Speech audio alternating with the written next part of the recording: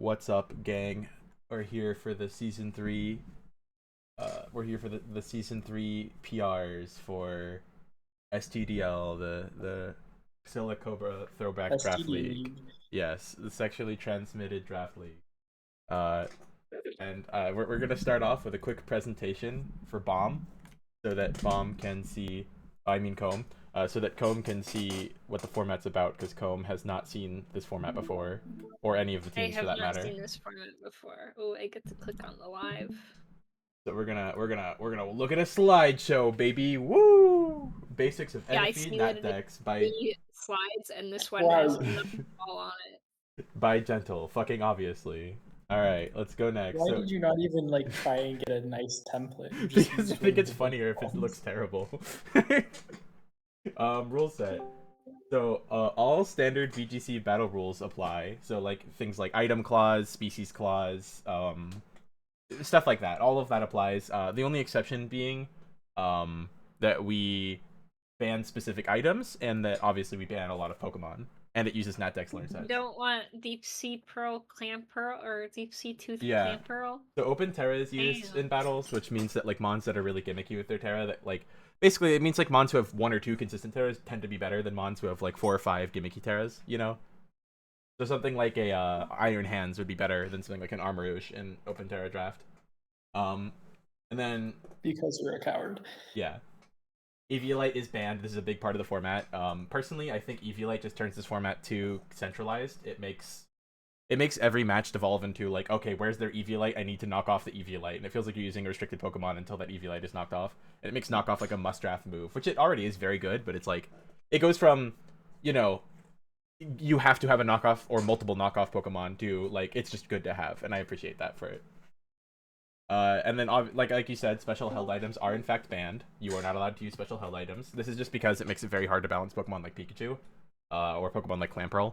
It just makes them like way too strong for the format. They're either like banned, and I don't really think that the meta needs more banned Pokemon, because it's already a kind of small pool, or it makes them like really polarizing. Like what's it called? I'm thinking mostly of Lucky Punch Chansey. It's just being like really annoying, you know, or Leak on Farfetch'd. 1 second. I actually don't know what Leak does. It raises critical hit rate. Ah. Same as Lucky Punch for Chansey, because I don't know, they're smoking crack during Gen 1 and 2.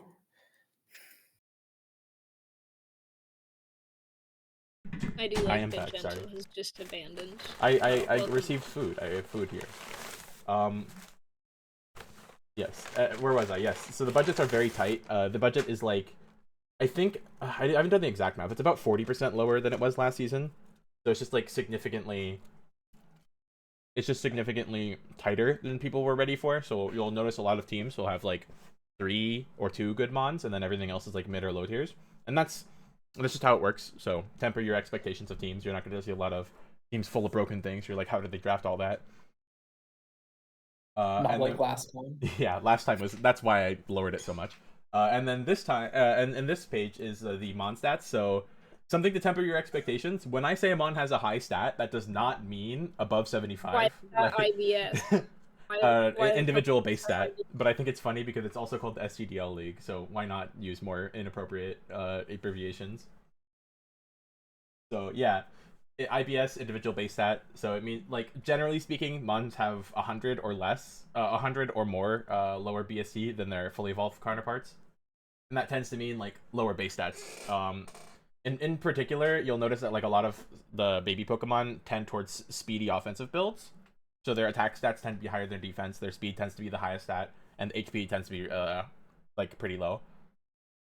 And because the Mons have more similar stats across the board, speed control is super important in the format. That's why I think the only item that I consider like not a must bring, but like a 99% of the time bring is Choice Scarf. Because like having literally any Mon with Choice Scarf can outspeed every Mon on their team. It's kind of insane. Yeah, agreed. From my little experience playing the format, you could scarf literally anything and it works. And that just, you can get so many bullshit kills just by clicking moves with the scarf mon that no one expects, because you look at it and it says it has 30 base speed, but that actually works out to outspeeding most things. Yeah, and then for reference on Tailwind, if you have a 20 base speed Pokemon like Slugma, like Torkoal, something incredibly slow, it outspeeds all the way up to base 95 with Tailwind. So like that's basically every Pokemon. Like most teams won't even have something over 95, which is pretty insane. Oh, sorry, not 95, 91. Murkrow's B tier. Yeah, it speeds up to 91. So like that's the vast majority of teams will not have anything over 90. So yeah, it is insane how powerful speed control is in this format, and that plus the no EV light plus the high base stat of attacking moves tends to lead to this being a very offensive format. So that should color your perception of the teams.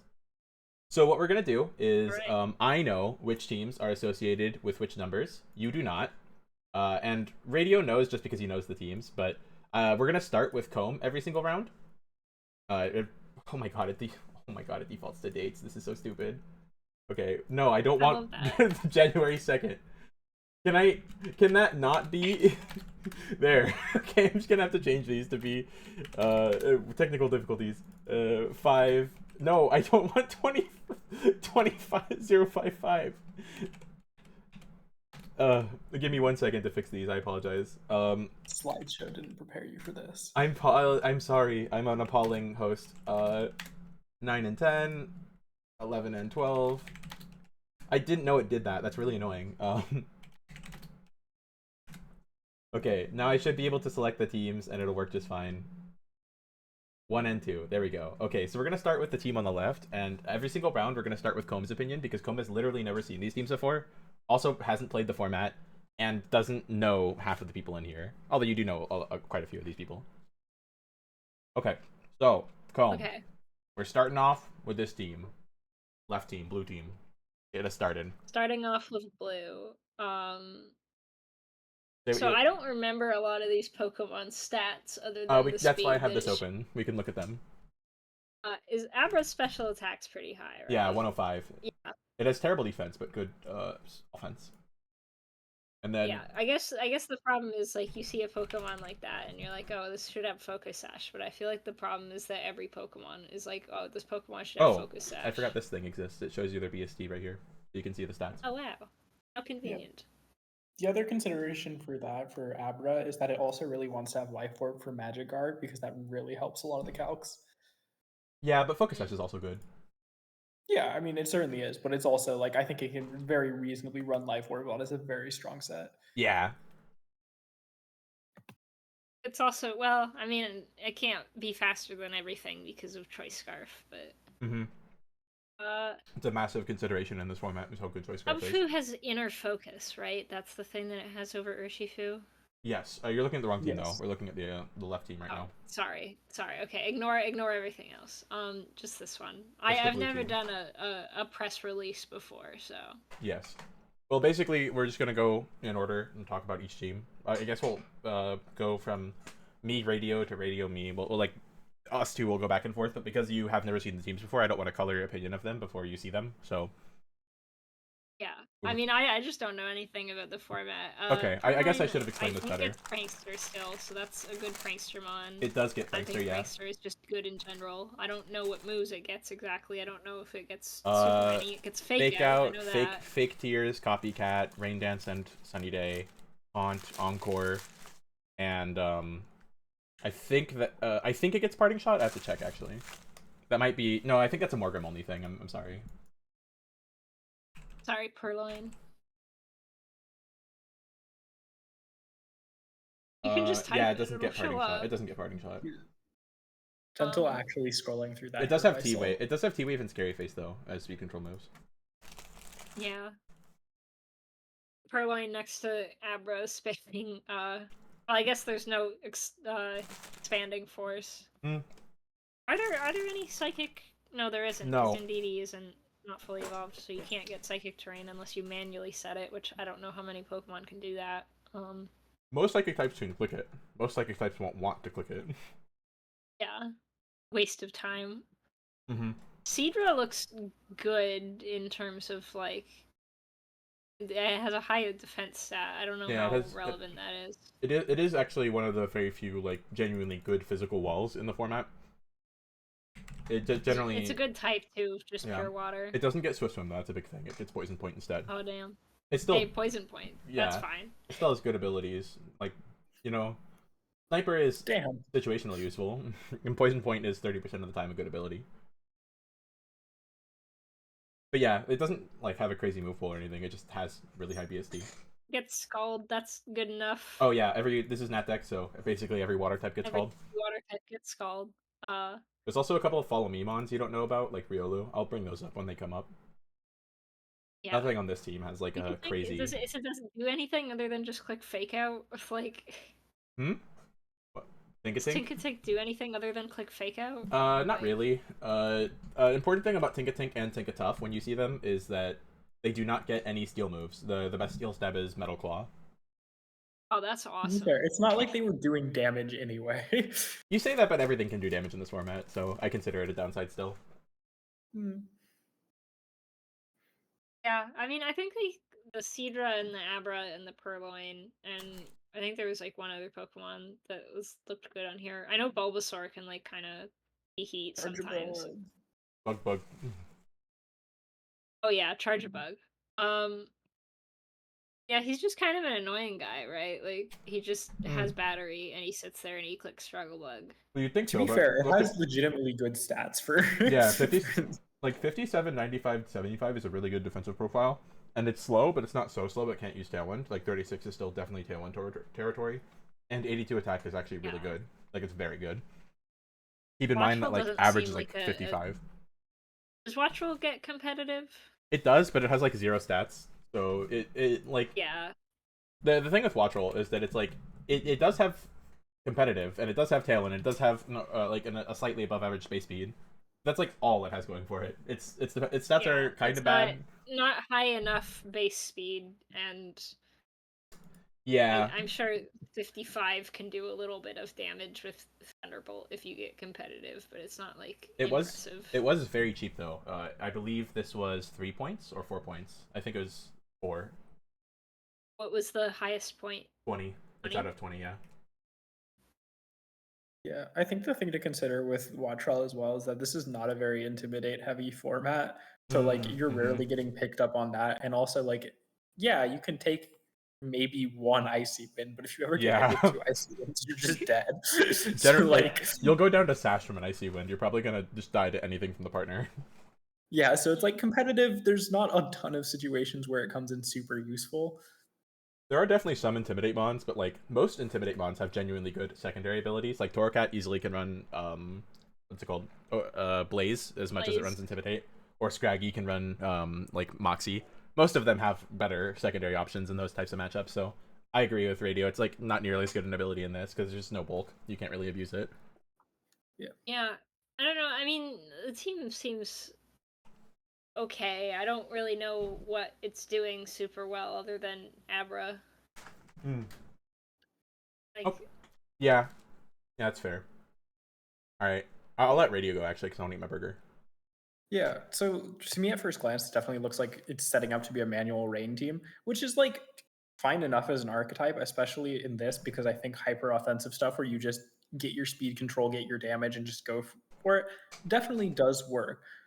Arguably, though, there are some things that do actually kind of work as special walls in this, and the team is super, super specially oriented.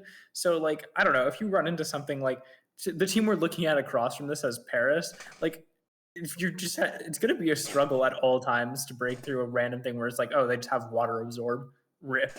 So, like, because especially, like, you're really relying on Seadra, and I think Omanite, Abra, and occasionally, like, Charjabug can do some damage, but it doesn't have great stabs, which is a problem for it. Lunge and Leech Life are very good. It just doesn't have a good electric stab. Yeah. So, like, for me, that makes it kind of a struggle, because it's like, I think you could definitely go and roll over some teams with this just by setting up manual rain with stuff like Wattrell or Purloin, and then just clicking big damage moves.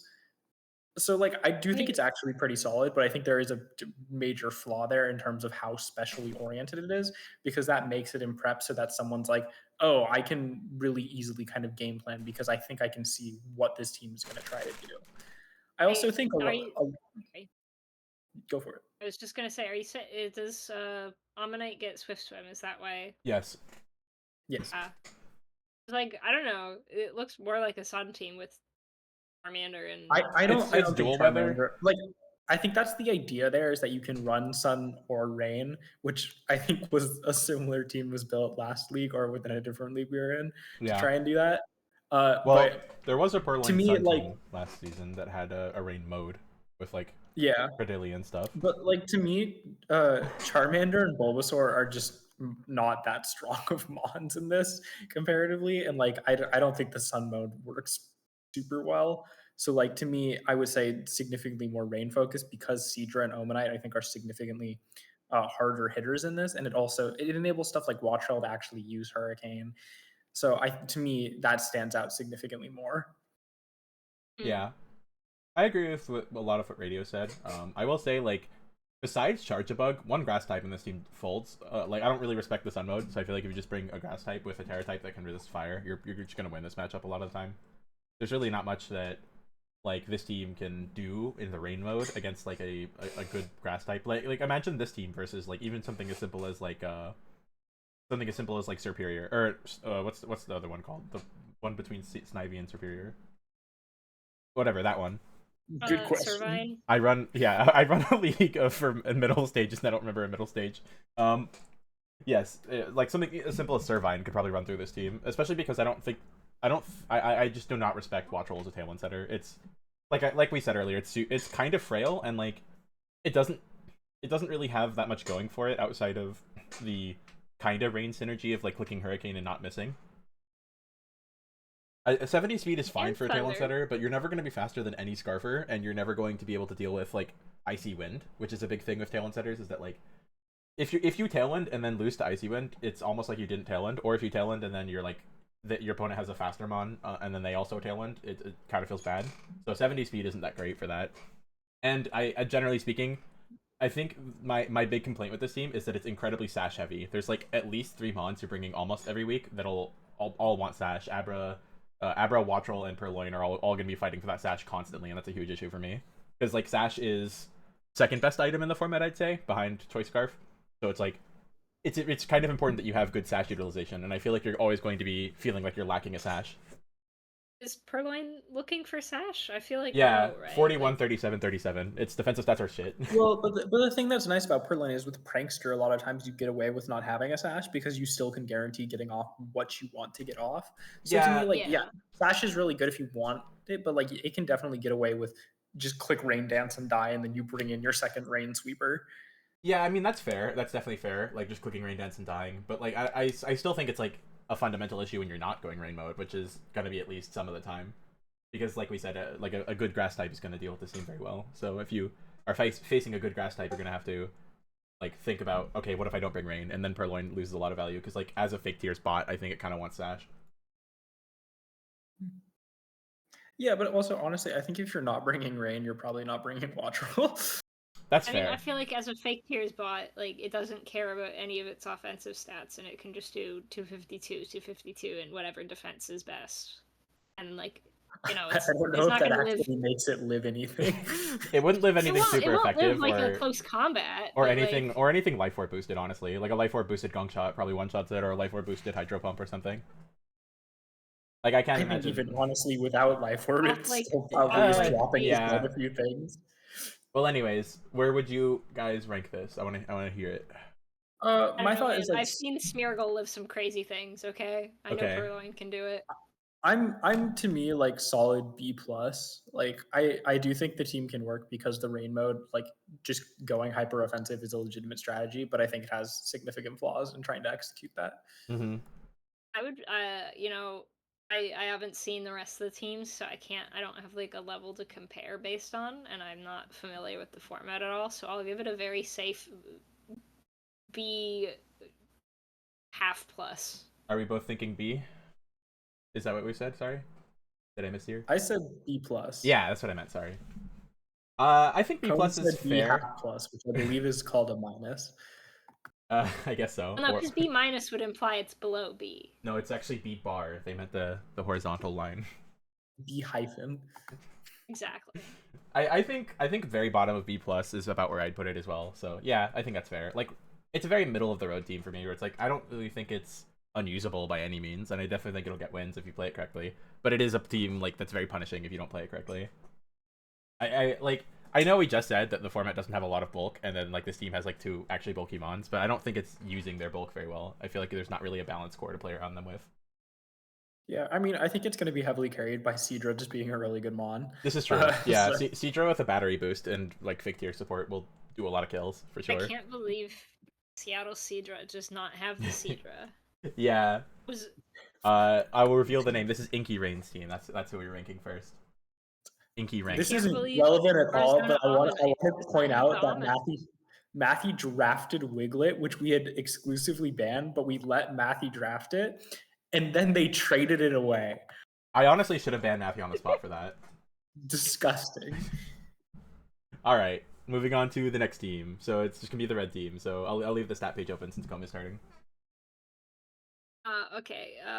Oh my God, Gimme Ghoul. I forgot that was a mon that exists. Like it barely exists, but it does exist. I forgot you could send that into combat. All you need to know about it is that its move pool is shit from a butt, but it has like exactly enough moves to be useful, like Power Gem, Shadow Ball, Terra Blast, and Nasty Plot. And it gets like dual screens, but I don't know. There's much better dual screeners, but you know, it does get. What I see the 10 base speed, but what's our? I mean, this is the. Aren't bad. Are we no, on? It's solid. It's solid. Is this the chest form or is this the roaming form? I think this is chest form. Yeah, the chest form. Chest form is good defenses. Roaming form is good speed. Yeah, but also like 75 special attack is solid. That's very high. I'd say it's like on like roughly equivalent to like 120 in like a fully evolved mon. Can you get multiple Gimme Ghouls in like the real game? Like, can you? Yeah, you can catch as many as you want, and you get the roaming forms from Go. Oh, I didn't know. My Gimme Ghoul was immediately evolved into a Goldango, so I never realized that it was like a real Pokemon. I don't know. Yeah, you get the same number of coins from catching them, so I just catch every one of them to see if they have a 0 IV. Anyways, on to the thoughts on the team. Anyways. Applin that's pretty good defense, but like kind of shit attack or HP. It has no moves. Applin is basically a meme pick. It's a 1-pointer. Like it's not entirely ignorable because it does have a couple moves. It just drops Dracos. That's all. It clicks Draco Meteor and then it Sucker Punch Grassy Glides you because yes, Grassy Glide. Someone is gonna lose to Defense Curl rollout though. Like I guarantee it. Someone will have no matchup into Bulletproof Terra Applin. That's like kind of it. It'll be funny when it happens. I believe in it. Yeah, I mean, it's not supposed to be a super serious mon, so I don't take it too seriously. Is Tortuga a base 22 speed Swift Swimmer? Yes, it also has Shell Smash. Base 22 speed Shell Smasher. Yeah, remember when I said earlier that Slugma with like, you know, +2 speed is faster than base 91? The same thing applies to Tortuga, but it's faster than 95, which is actually a pretty big breakpoint. There's a lot of the high-end speed mons are going to be 95, like Yanma, for instance. So, or Diglett. Yeah, and I mean, its stats seem pretty good. Yeah, 103 defense is great. 70. I wish it had Wave Crash. That's the big thing because it's not in Gen 9, so it doesn't get Wave Crash. Only it has to do liquidation only. Yeah, but its special's high enough to use like Scald or Muddy Water. I don't know if it gets Meteor Beam actually. Let's see. Oh yeah, it's also sturdy. Yeah, sturdy and Solid Rock are both good abilities for a Smasher. Yeah, it does get Meteor Beam. I don't know why you'd use that over Shell Smash, but you can. You want to be funny with it. Yeah. I can tell you the top tiers every time, so you can like index on it. Kubfu and Togetic are their 2 top tiers. I mean, I figured. I mean, Kubfu has great stats. Elgin in Paris with the I guess top it doesn't tiers? matter too much. And then Togetic is the follow me Tailwind bitch. Yeah, it has the same thing as Togekiss, but it's slow by the format standard, which is a difference from it in Togekiss.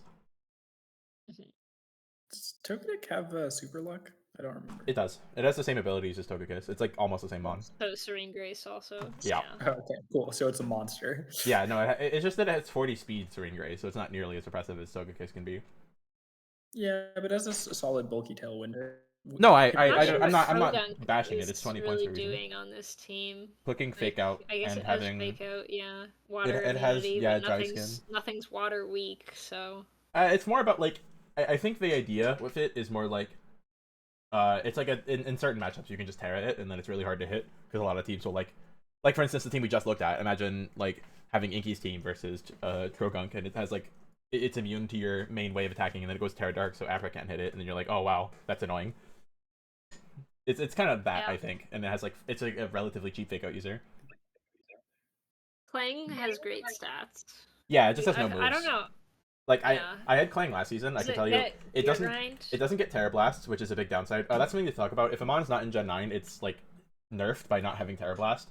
And in the case of Clang, it's even worse. Yes, it does have gear grind, but it's even worse on Wait, Clang why because is gear grind like sucks? I thought it was a good move. it Why is does that look like it sucks? that's good. It's 100 base power. It's just 85% accurate, 100 base power with 2 hits. So it like breaks through Sash, which is really big in this format. That's like the best thing about it is that it breaks through Sash.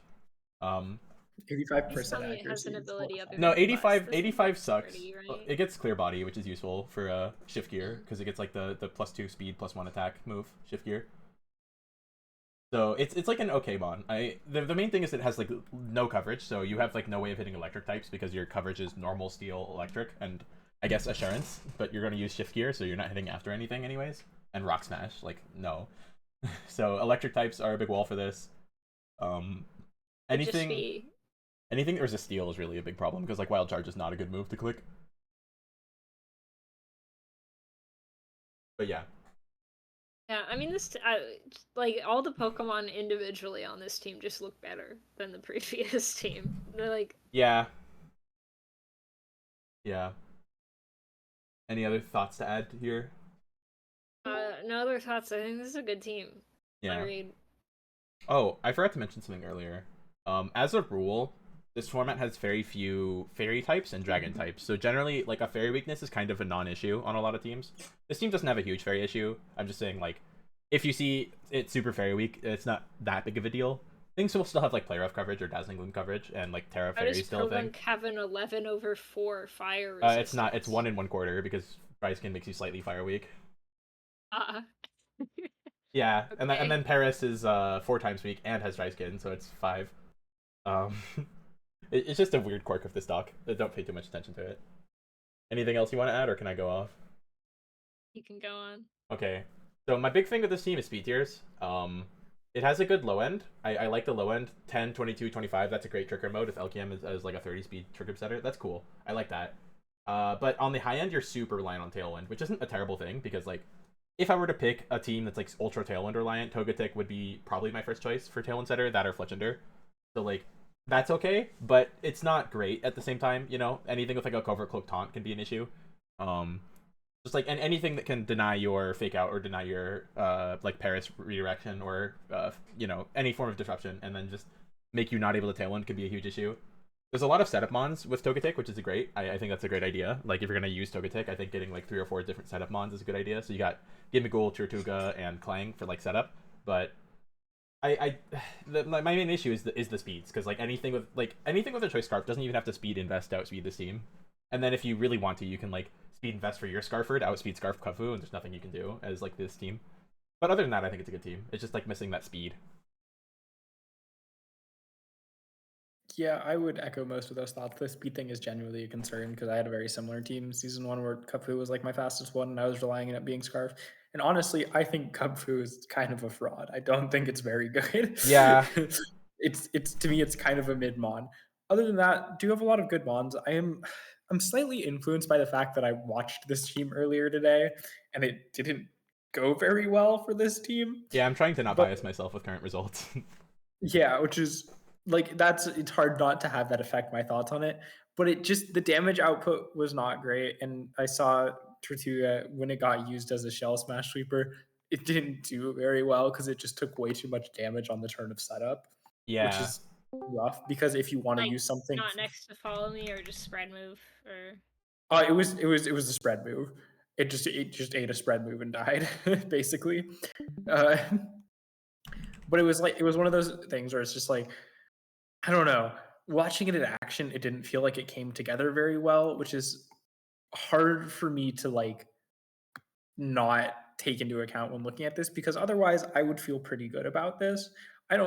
I think having both Krogunk and Paris is kind of weird because to me they both do very similar things and being just a water immune. But yeah. So I don't know.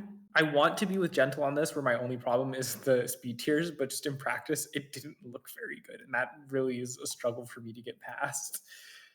Yeah, I think the Tortuga thing about it taking a lot of damage is very fair, especially from like special spread moves because its defense is good, but its special defense is 45, which with 54 HP just isn't that high.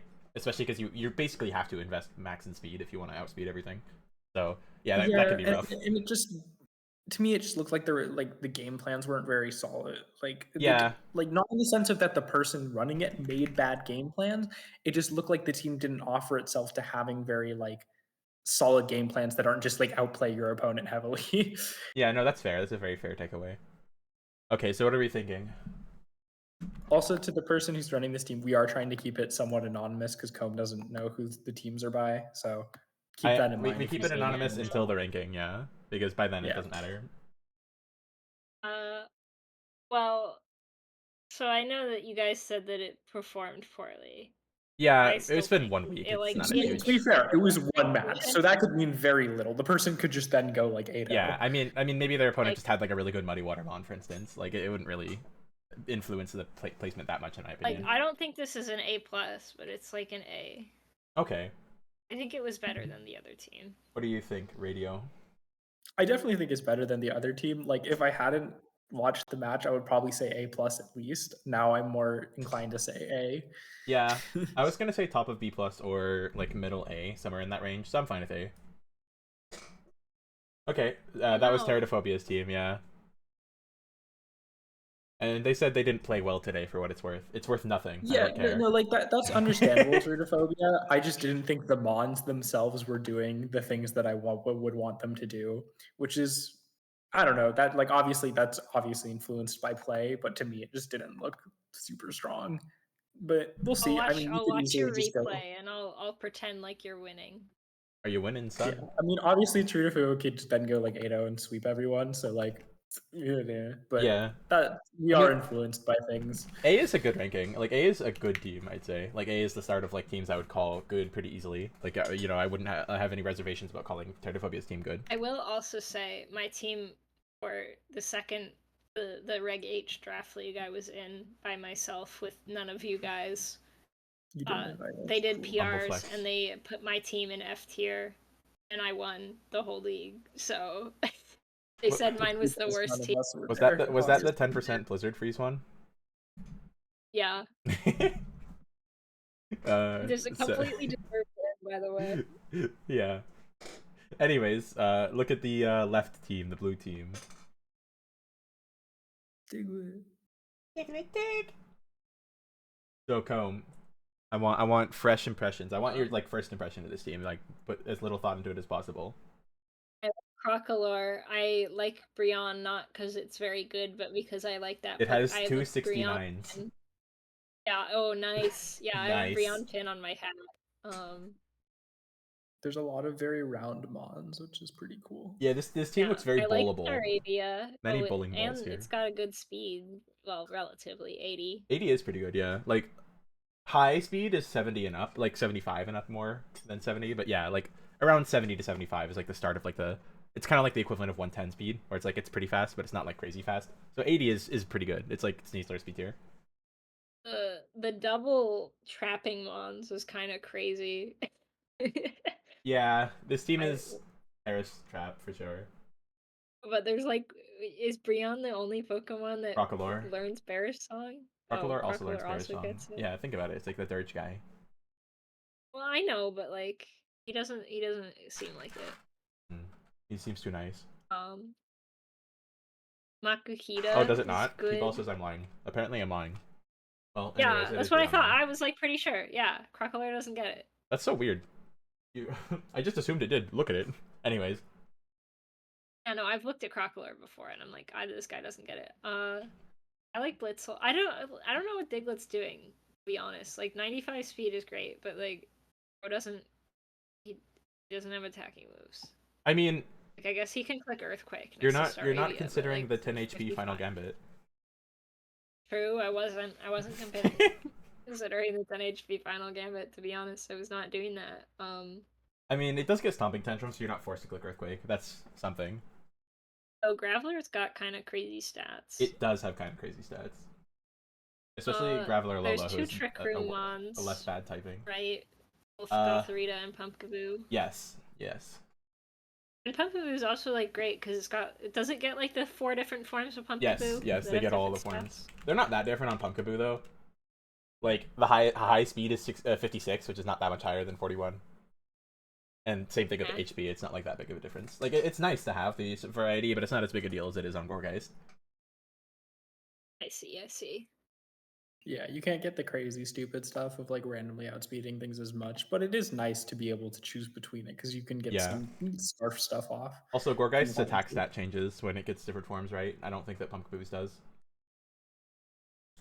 Yeah, it's just the HP and speed that changes on Pumpkaboo.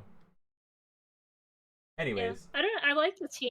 I think the problem is like it feels very much like it does have Tailwind, and I know that base 30 can outspeed like everything with Tailwind, but I don't know. It feels more Trick Room inclined than Tailwind inclined to me. But it doesn't have like its lowest is base 20, and like that, like I feel like you could do lower. I don't know. I like it. I think it's a good team. It seems to have pretty good balance between lots of Pokemon that have lots of different stab types and are also generally pretty good. Yeah. Like it. I think it's Radio's turn. Yeah, I really like this team. For some reason, it reminds me of 2014 VGC teams. I don't really have a great explanation for that. It just does to me. Honestly, I get it. It's like Heatran is Crocodile, basically. Yeah, Heatran in VGC 2014. Oh, sorry, my brain is thinking 13. I was thinking 13. Anyways. Get out of here. Get your ass out of here. Anyway. All right, I'll leave the call. Anyway. Yeah, I like that Blitzel gets 2 immunities to the things that Brionne is weak to. That's cool. Yeah, I mean, honestly, I just think there's a lot of good synergy. I think Gothorita and Brionne and like Staravia are all really good things to pair together because honestly, Brionne and Staravia are stuff where I think it's really easy to try and isolate good matchups for them, either by speed or by the traits that they have.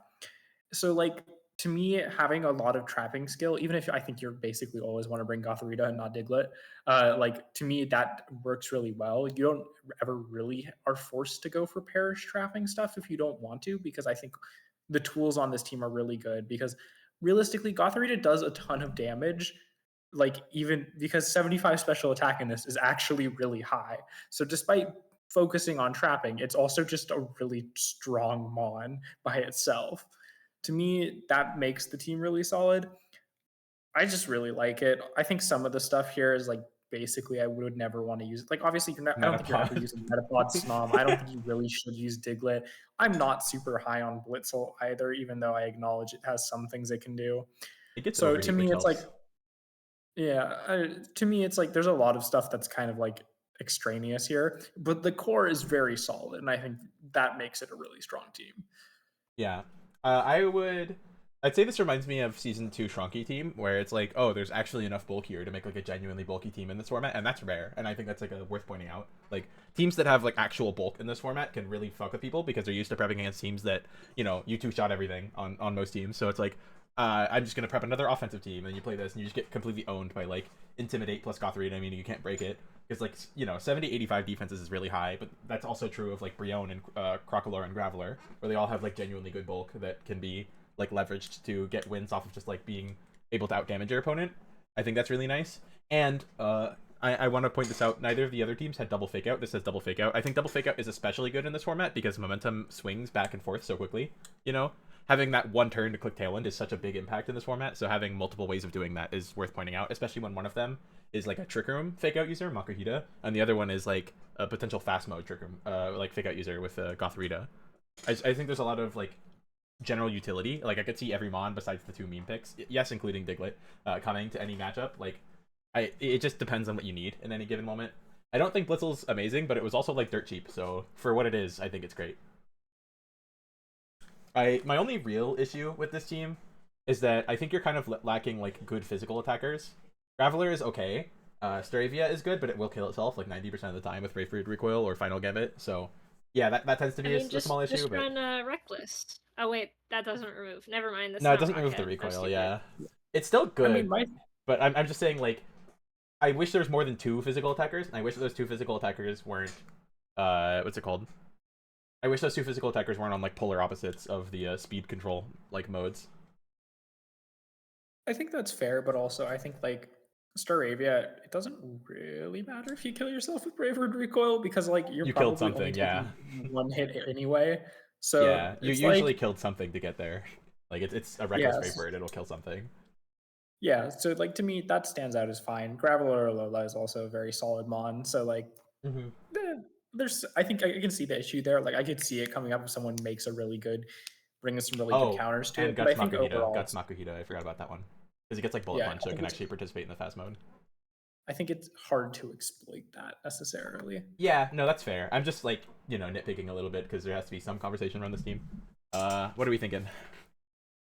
I mean, I might have spoiled it by what I just said, A+. but I like this one the best so far. okay. What are you thinking? I'm between A plus and S. I really like this team, but I definitely think there's some. It's very extreme. Like the core is very limited, so I could see A plus. Yeah, I'm gonna be like pretty strict with S. I think S really means like I can't point out a flaw, and I think this team has like a couple. It's not huge flaws, like they're very relatively minor of like, being pretty specially oriented, so something like light screen can be really annoying, and generally not having as much immediate offense as other teams tend to. But yeah, like we've been saying, it's a good team. Logo kind of, I will say, if we're doing a logo tier list, I hate to say it, this logo would be the bottom. It's so unreadable. The text is what like, does it say? It says new as a yeah, see, exactly. New Zealand. It's wrapped around, but it's wrapped around at 90-degree angles. It's wrapped at 90-degree angles. New Zealand. It looks terrible. But I like the Minecraft knuckle stack render. That part's good. Yeah, I think A plus is fair. I think I'd put this at like, no spoilers for later, but personally top 4 teams. I think it's solid. Maybe top 5 actually. No, top 5. But yeah, it's good. Next we are on to team 4, which is the red one. If you want to get us started, Cohen. Yo, I love Strudel. Hell yeah. Yanma. Strudel gets I like prankster, Yanma. by the way, in case you didn't know. Yanma crazy. That's my goat right there. Remember that? I mean, if it's your goat, it gets compound eyes and not tinted lens. Yeah, I know. Okay. I had Yan Mega and I ran speed boost 8 weeks in a row. I did not run tinted lens once. Yeah, it's not really that good on a Monolith, not crazy special attack. Yeah, I like Yanma. Strudel can do things. Nickit doesn't get prankster, right? Like he's a fox, but he just it was a 2-point unburden mon because he gets unburden like fake tears, unburden foul play and stuff like that. Oh yeah, next to Grookey. Yeah, it does have terrible defensive stats though. So even with a Grassy Seed, it kind of has the Purloin thing where it's like you can full invest and still die. But it's not as bad as Purloin. Yeah. It's slightly better, slightly. I don't know, that 28 def doesn't. Yeah, but it has a Grassy Seed, so it's like it can live a physical hit. It's got the sneeze. I don't know. Sneasler has more than 28. Yeah, I know. I'm not saying it's good. I'm just saying like for a 2 or 3 point mon, it doesn't matter. And also you have Strudel as an alternative unburdened user because they both get unburdened. Oh, yeah. I wonder who has big Grookey. Wacky's banned. Okay. It's just a little too good with grassy terrain and the stats. A little bit too good. Okay, that figures. Grookey is already a high tier mon just by value of being a good terrain setter. Thwacky is kind of ridiculous. Yeah, Grookey last season was like because there's no side terrain setters. There's no terrain setters. Period. It's just those two. It's just Grookey and. Yep. There's no Prevo for NDD or Pincurchin, so that's all you got. Oh, and then coughing is a regular coughing, not a Galarian coughing, so because it evolves from like Galarian wheezing evolves from regular coughing, so regular coughing doesn't get Misty Surge. So it doesn't get Misty Surge. Yeah. So is Grookey the only? Yes. Literally the only. So like, if you want to counter it, there's like I think 3 Prankster mons that get like a Prankster terrain. It's very limited in terms of counterplay, which is why Grookey is so powerful, like despite having kind of mid stats, and why Wacky was ban-worthy. I see. Got the triple starters for pledges. Let's go. I will say, the person who drafted this specifically drafted Oshawott 1 point so that they could do pledges for no other reason. I mean, yeah. I hate Oshawott. He's one of my least favorite Pokemon ever, so I feel like I have to downvote this team just for that. I don't like its design, but it's very cute in the anime. I'll give it that. I like Sliggoo. I mean, I'm sure Sliggoo was one of their high tiers. Yeah. For reference, last season Sliggoo went on. It literally didn't die during the main season. Like I had it and I put a grassy seed on it next to Grookey, and it would just not die. This team is kind of what's it called? It echoes that team. Yeah, it echoes that team because Grookey plus Sliggoo just is really good because you get fake out, you get grassy terrain on an incredibly bulky mon, you get grassy seed on a mon who has really high speed F, and Sliggoo doesn't really need offensive support because it has Beam Bolt, so it can kind of just do whatever it wants. And it gets cursed, so physical stats are very viable as well. Slowpoke is also another good bond. I like him. Yeah. 90 HP is kind of great, right? Yeah, it is. Just note that this Slowpoke doesn't get Oblivious. Only Kanto Slowpoke gets that. This one gets Gluttony instead.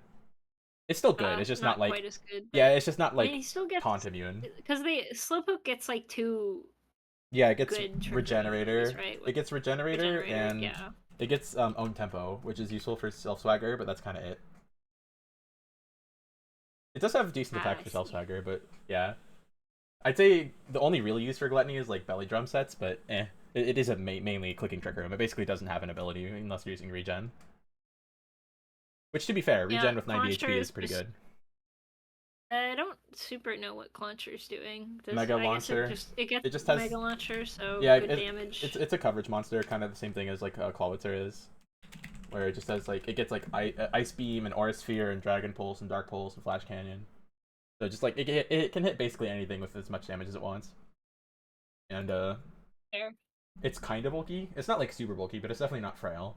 And its speed is kind of the equivalent of like base 70 speed, where it's like just slow enough to.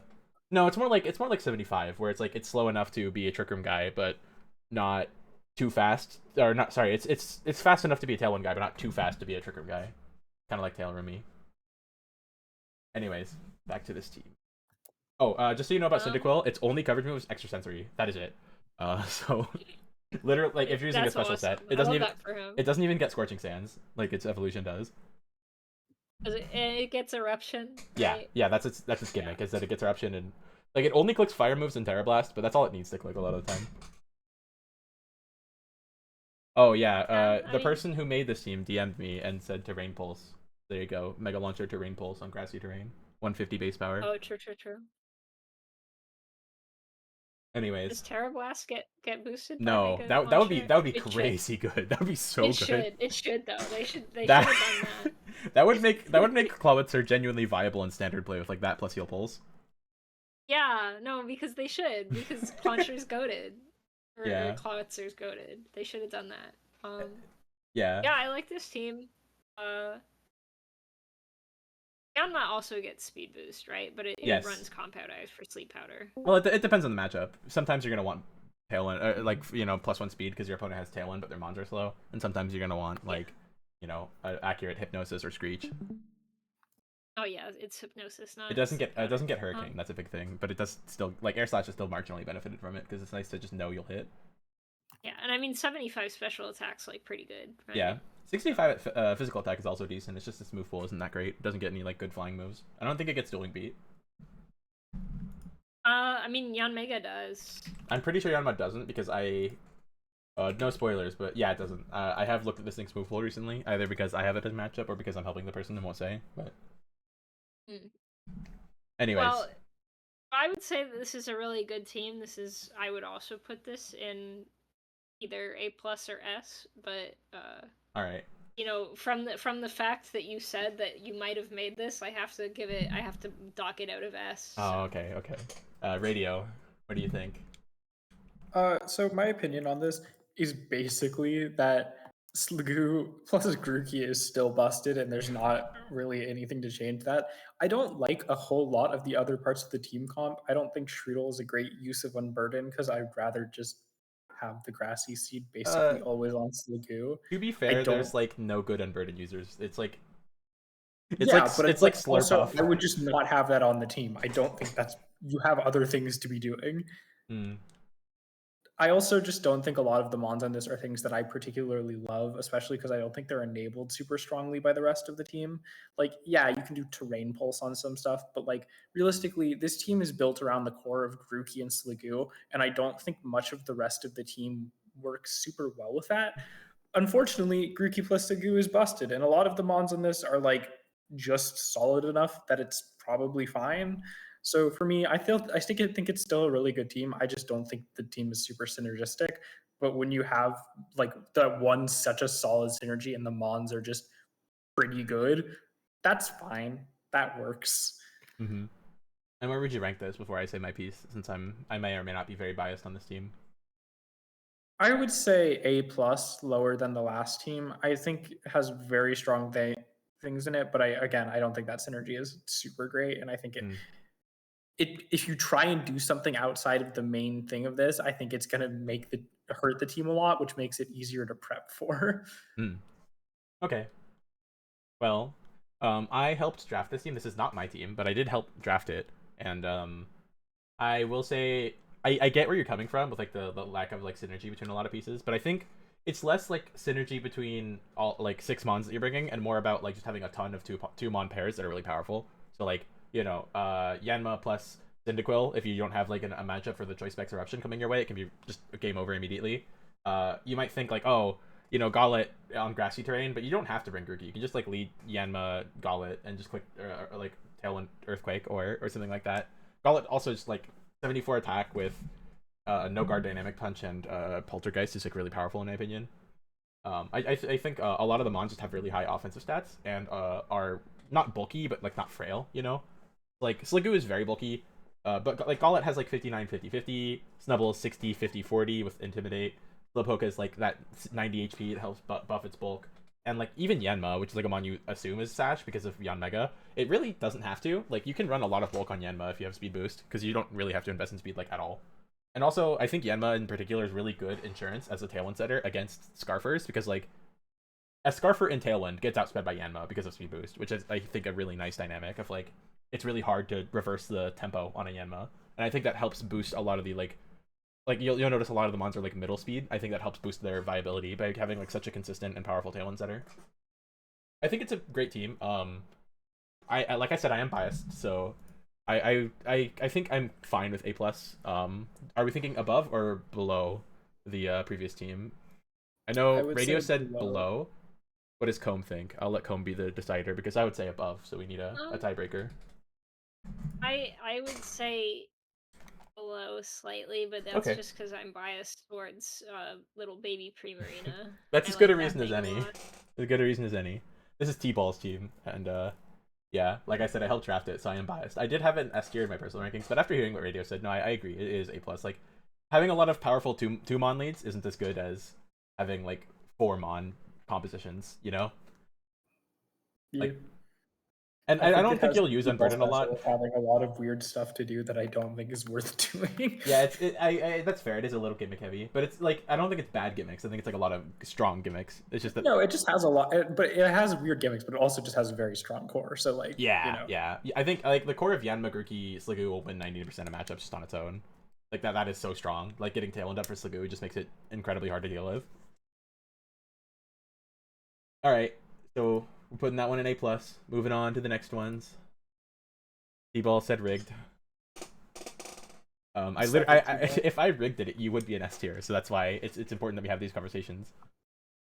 Yo, 101. That's crazy. Get that mouse out of here.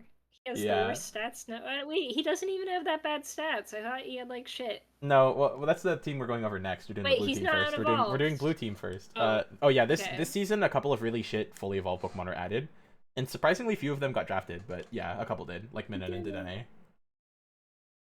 But yeah, go over the blue team first. Does the Dedenne have? Oh, well, I'll talk about that later. Yeah. The two top tiers for this team. Correct me if I'm wrong. I believe are Riolu and Dunsparce.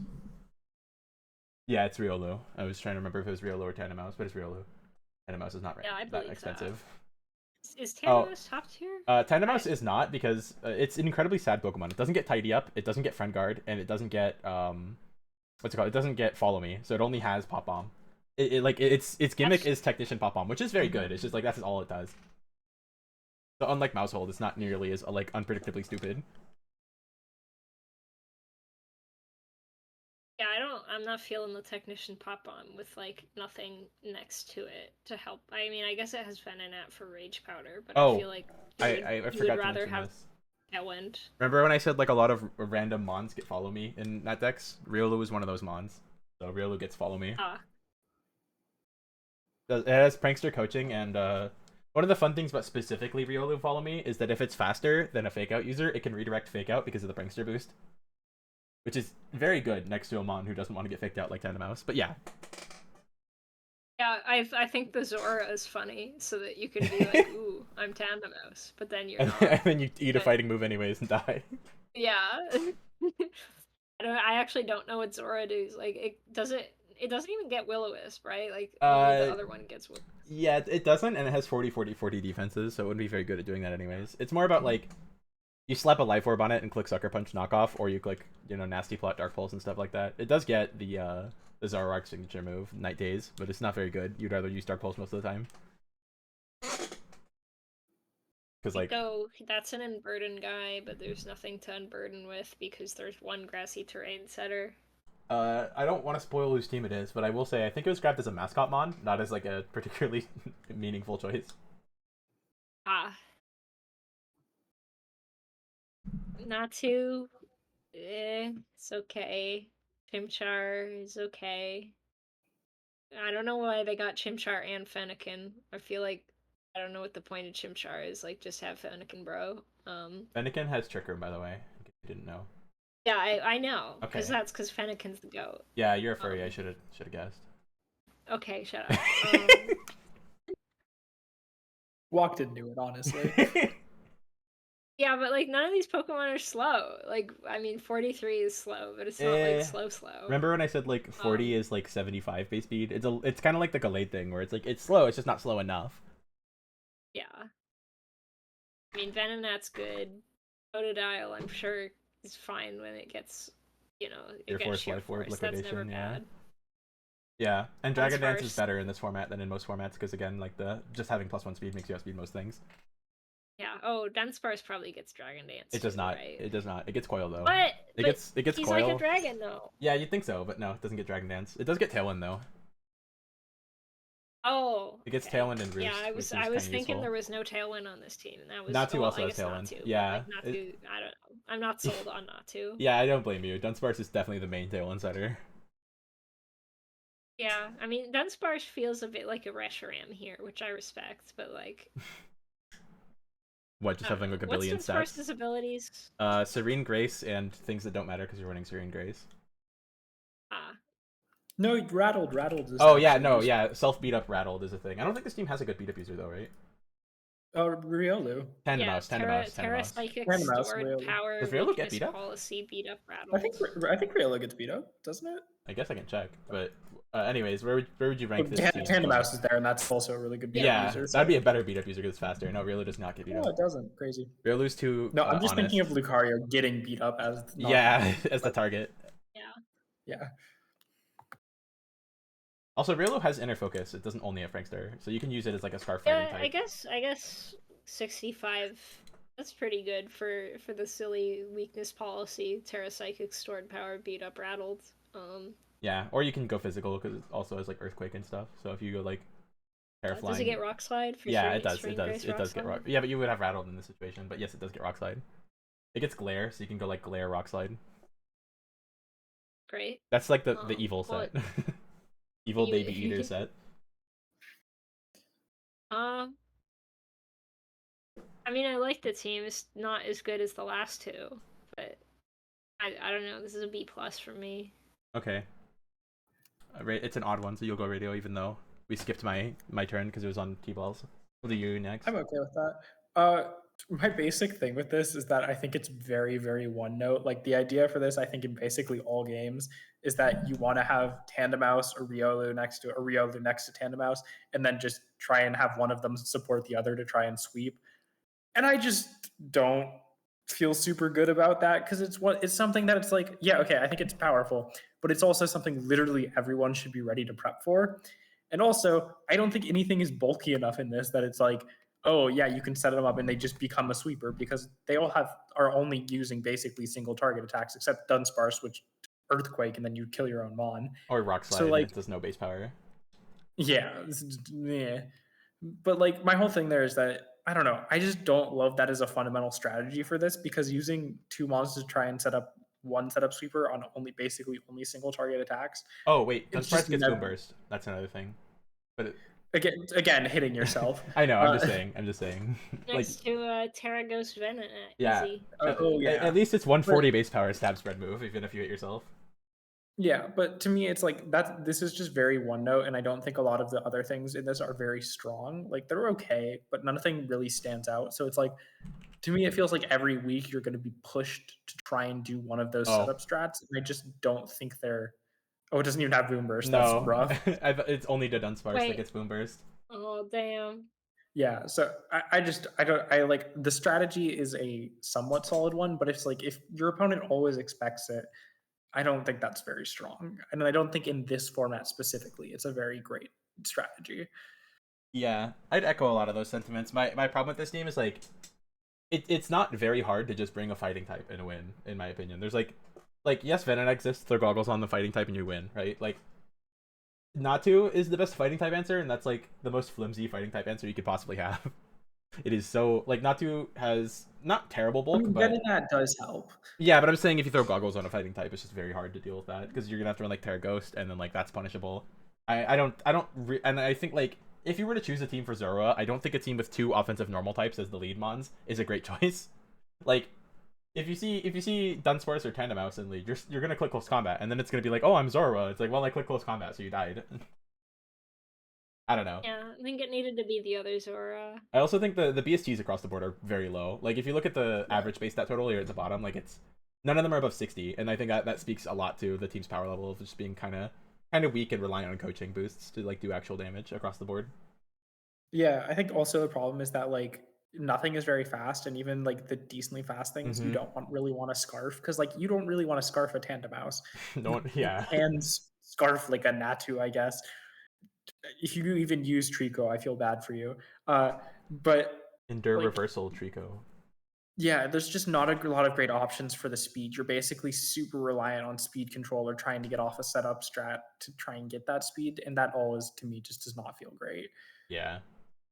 I think Riolu's great, and I think it's hard to mess up a Riolu team. That's like my best compliment for is that like Riolu will always put in a lot of work as like Prankster Weather, Prankster Follow Me, Prankster like Quick Guard and coaching. It has a lot going for it, and like it doesn't only do Prankster stuff, which I really appreciate about it because it can also do like basically any mon can go mixed if the time calls for it. So having Vacuum Wave can be useful.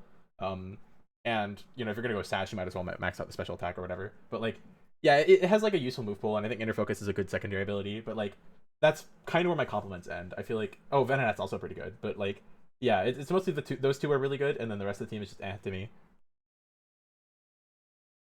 Yeah. So where are we thinking? Combe said A+, I think. I did not say A+, I said B+. Sorry, wrong plus. Which one did you say, Radio? Which would you feel? I'm kind of on the end of B. I don't. Yeah, I'm in very much agreement with you, which is a shame because I like the person. It's just that I do agree. This team kind of this seems kind of mid. I like that we're saying that like we like the person as if well yeah that's why someone we hate here. That's why I'm that's why we're blind ranking them. Trico ain't even a mascot. That's a Bayleaf leaf. Oh no, you're right. I don't know why I thought they had a I don't know why I thought it was a Sceptile leaf, but or not Sceptile, whatever his name is. Rovile. Yeah. Rovile has Shanti leaves. said that this team was built with the holy wheel. I don't. Oh, that's I true. feel uncomfortable reading that. He wheel picked out of like 3 or 4 mons every single time, so that explains why there's a lot of issues. But you know, yeah. On to the Dene Minun team. If you want to take us away, Combe Bomb. Okay. Did Dene get plus? Yes. Okay. That's the whole team. Yeah, not gonna lie, that is. But I'm just making sure it doesn't get fake out. I don't think it gets fake out. It does not. Okay. No. It's like the only Pika clone that doesn't get fake out. Yeah. Okay. Well, you say that, but the other one is also remind Minun me- and Plusle who also don't get fake out.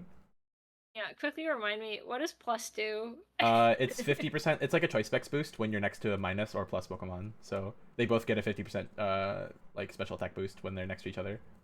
And that's And that's they're it. both That's it. ridiculously fast, so. Yeah, they're both fast electric types with decent bulk. This. Yeah. This where you discharge and then you discharge and then you win. Yeah. And you can't paralyze yourself because you're an electric Yeah. type. They're GGs. both fairly specially bulky, so that wouldn't be terrible actually. But yeah. Imagine if Florigato got Flower Trick. That'd be cool. Yeah. It don't though. Its best grass stab is Seed Don't. Bomb. Which isn't terrible, but it's not the same as like Power Up or Woodhammer for sure. Yo, Trumbeak, I love that guy. Yeah. Skill Link is a great ability for coverage. Rock Blast and Bullet Seed just go very hard off of Skill Link. I don't know why it doesn't get Pin Missile. Look at his face. He deserves Pin Missile. He does deserve Pin Missile. Is Krabby just a Scarf Focus Sash guy who goes in and dies after hitting one thing? You do be having Sheer Force, so you can technically do that. Like, it can do, like, Sheer Force Liquidation, which is harder than Crabhammer, but... Yeah. You do get Crabhammer, that's cool, right? You like Crabhammer. That's cool. Yeah. Chingling gets Levitate, right? Yeah. Yeah, I feel like they need something to stop Earthquake. True. There's Trumbeak, but that's kind of it. I mean, if you look at this, the type chart, you can see it. Yeah. I like all the Pokemon. Even my Clink. only thought is like this team, if there's any prankster Pokemon or like even just a Choice Scarf, like a reasonably fast Choice Scarfmon, or faster Tailwindmon than Trumbeak, this team doesn't really have a defensive backbone to take that super well. Oh, also, thoughts on it. Dreepy's like an Applin type mon where the stats aren't terrible, but it has a terrible move pool. So it's like, oh. So, like, yeah, you don't really have to think about Dreepy at all. It's like, I don't even think it gets a ghost stat. You said the stats aren't terrible, but I'm not gonna 82 lie, speed man. makes it always usable, and like it has good abilities, so you would think it'd be usable, but it gets its best dragon stab is Dragon Tail. Its best ghost stab is Astonish. It doesn't even get Shadow Ball or Hex. Yeah, this one is terrible. This is like a non-bring. This is like a thing that doesn't matter. It's here to click Thunder Wave and nothing else. But yeah, anyways. Yeah, that's my thought on it. Okay. I like all the mons. I just feel like it's kind of weak to Aster Tailwind or Choice Scarf. Where would you put it? I'll show you the tier list to make it easier. B+. Below or above the Lacrosse Lampins? I don't like the Lacrosse Lampin. That was the first one we looked at. Yeah. Okay. I mean, I guess they have Prankster Swift Swim. That was cool. Yeah. But I don't know. So my opinion on this team is that it's either top 2 team in the league or like B+. It entirely depends on how actually good plus minus is, because that's this whole team. I agree with what Radio said, that like this team is hard banking on I'm gonna spend all of my budget on 2 electric types that do the exact same thing because they have plus minus. And it's a bold strategy. Let's see how it works out for him. I don't think it's like terrible. Something with the Dene is that it does have really good stats, but it lacks good stabs. It has like Thunderbolt and parabolic and discharge, but like fairy stabs are Gleam and Draining Kiss, which aren't nearly like not having Moonblast is a big downside, you know. I mean, it also has a Cheek Pouch or whatever it's called, right? No, like, I feel like, does it get Calm Mind? It could be like set it doesn't. It gets Nasty Plot. It does get Nasty Plot, but Minun and Dene both get Nasty Plot. So like when I said they both do the same thing, that's what I mean. Like you're spending 20. I think the Dene was 19. I think Minun was 17. So you're spending like 40% ish of your budget for 2 months that do the same thing. So it's kind of rough in that way. There's no redirector to help them set up either if they want to do that. There's fast fake out and Meowth. Meowth's cool thing. I want to mention this because I like Meowth a lot. I'm not gonna argue that like, Meowth is a crazy Pokemon. I think it's pretty good for the tier, which is that it has Technician, Snarl, and Icy Wind. And Technician Snarl off a Dark type is like genuinely really scary because it lowers your special attack and has great base power. Yeah. Yeah. My thoughts on the team, like I said, like it's sorry. As like Clink also gets minus, right? That's why he's here. Oh yeah, that's basically why he's Yeah. here, so you can keep the chain going. Yeah, But I feel like it's you also could drop earthquakeable. the Minun. You could drop the Minun and use all those points on something better, and still like have Clink. You know, Yeah, and yeah, I agree. be chilling. I think it'd be really nice to have like a strong, because like Krabby is strong, but it's not fast and it's really specially frail. And like, I don't know, I don't like yeah, Krabby's strong, but like I don't know, it's so specially frail. It's gonna need your sash a lot of the time, and that hurts when you have Meowth who's like a sash for life mon. And you know, Trumpy appreciates sash. Any Tailwind mon appreciates sash, so it's like kind of painful. But I would trade like Minun for a high tier water type, and I'd feel a lot better about this team, or high tier ice type to pair with your, you know, you get like the bead bolt coverage, something like that. I agree with you there, but like, yeah, like I said, if plus minus ends up being like so strong in this format because it's so offensive that like, you know, everything just dies to dis if you don't run like Terra Ground, then I could see this being good. But like, it would require that level of power to be like very good. You know, it would have to be like pretty crazy to justify having a 40% of your budget on two of the exact same mon. Yeah, to me, it's like this team is, as you guys have said, it's built around one thing. It's built around going fast with Dene and Minun and a couple other fast things, and just trying to punch a hole through you. And so, to me, it's kind of like, how well is this person going to figure out the techs on the couple other things they have to try and stop other people from getting up Tailwind, from getting up Trick Room, and just kind of destroying them when they don't have the speed advantage? I don't know how that will really work out, so it's kind of hard for me to judge this team just because I feel like we're working on a situation where there's just a lack of information of how this will actually play. To Yeah. me, I'm on the end of thinking it's probably not going to be as good as we're saying, just because I feel like there's a lot of ways to tech for this. But I don't know. We'll see. Going fast and hitting hard is a good plan. Yeah.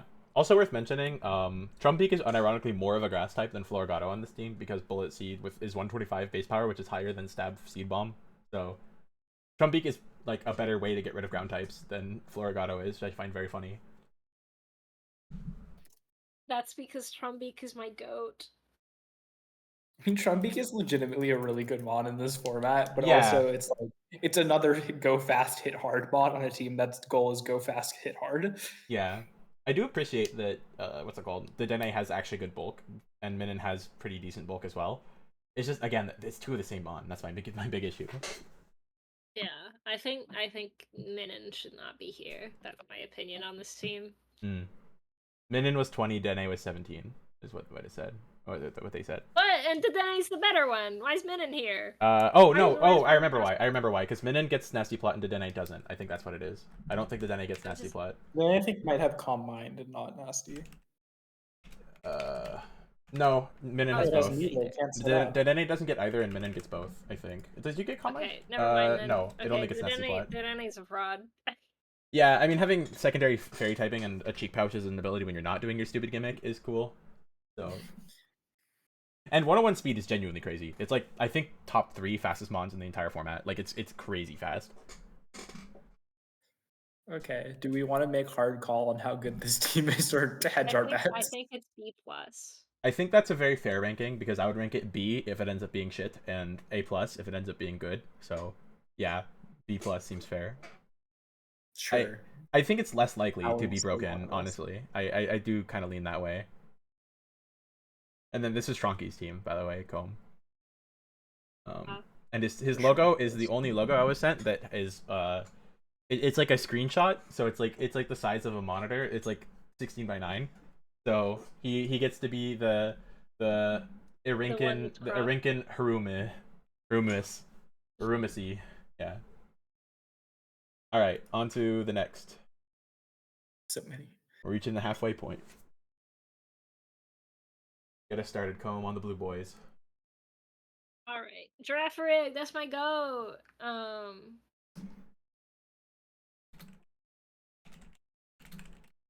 also like Prinplup. I've looked at Metang before, and I know that bro gets no fucking moves. He's got good stats, but he gets no moves. Yeah, it's basically just Meteor Mash and Earthquake. And that's, you know, including Earthquake, which you might not. He can run Explosion. That's cool. Yes, I love when my I guess he gets more moves in Nat decks than he does. yeah, Slam is Yeah, good in this format. The problem is that like most things, what's it called? Most things weights aren't that different. That like Slam is stronger than Meteor Mash, so you end up running Mash a lot of the time. Mm. Or you run no, it doesn't get heavy metal. That's right. Only Metagross gets heavy metal for some reason.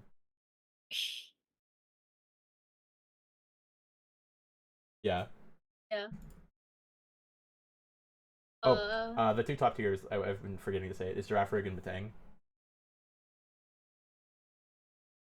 Giraffe Rig gets Inner Focus instead of Armor Tail compared to Fargraph, but it does also get I Sapsiper. know. I have Giraffe Rig right Okay, now. okay, so you know a lot of what it does then. Yeah. I know I got it because it gets beat up and I have Annihilate. It's lower than Annihilate. Ignore the fact I also have Mousehold. Don't worry about that one. Worth. Yeah.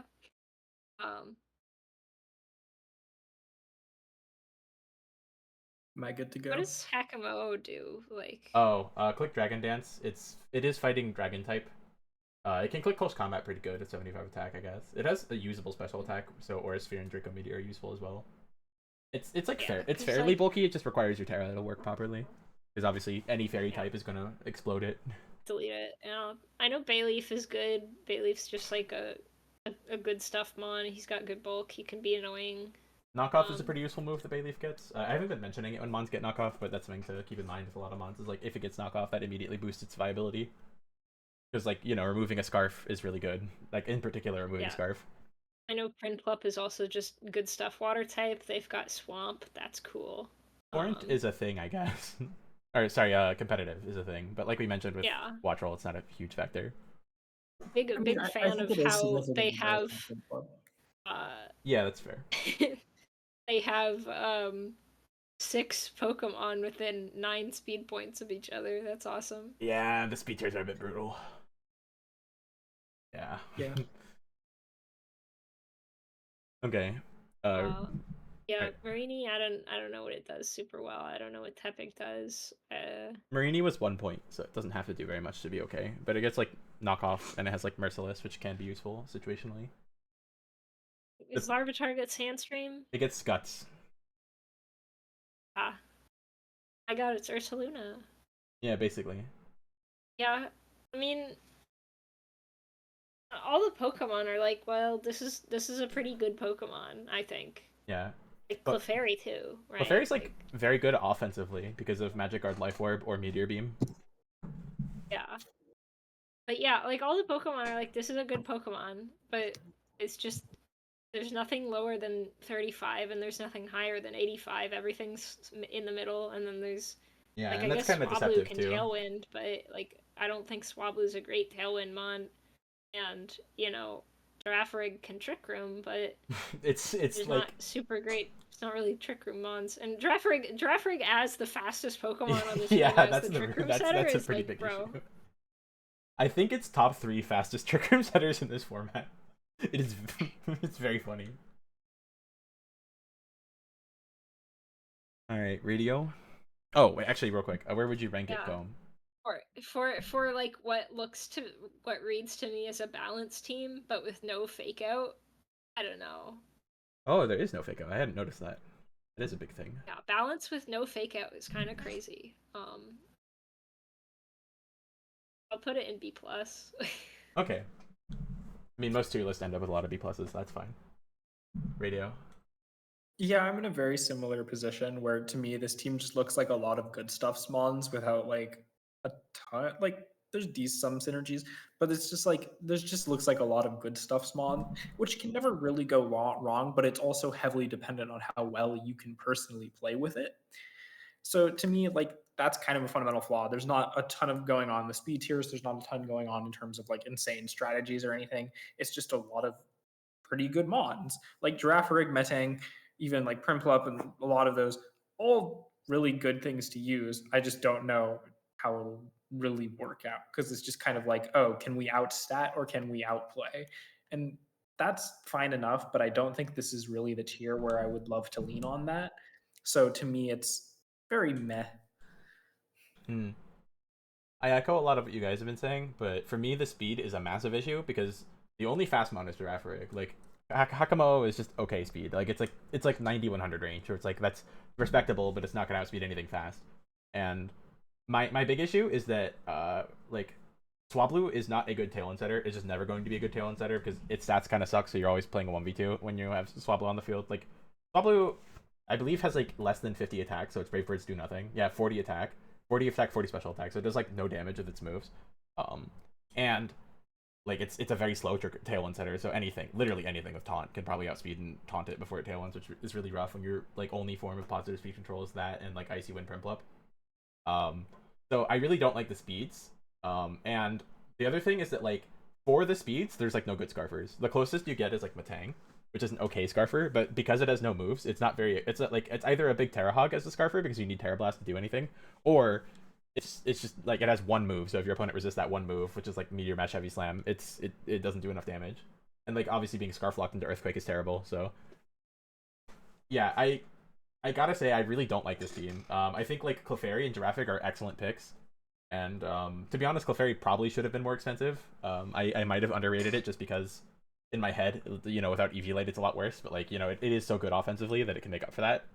But the problem is that like Clefairy's good offensively with the caveat that you have good speed control for it. And when your Trick Room setter is insanely fast and your Tailwind setter is pretty slow, that's not true on this team. I just think there's a lot of mid going on here. And like, I know you guys said a lot of the mons are good stuffs, but like, I don't know. I don't feel like any of them are good stuffs enough to like actually feel like you're playing like good stuffs as a format style. Like you know, if you're playing like an Urshifu, Rillaboom, and Sin team, you're not really having crazy synergy. It's more about just all of them being good. I don't really think there's anything like that on this team. I think it's more, it's more Well, like to me, I think that's what separates from me saying it's comb stuff from comb saying it's balance. Of like to me, it's not balance because it doesn't have any of the tools to do what balance does. It just yeah. has good movements.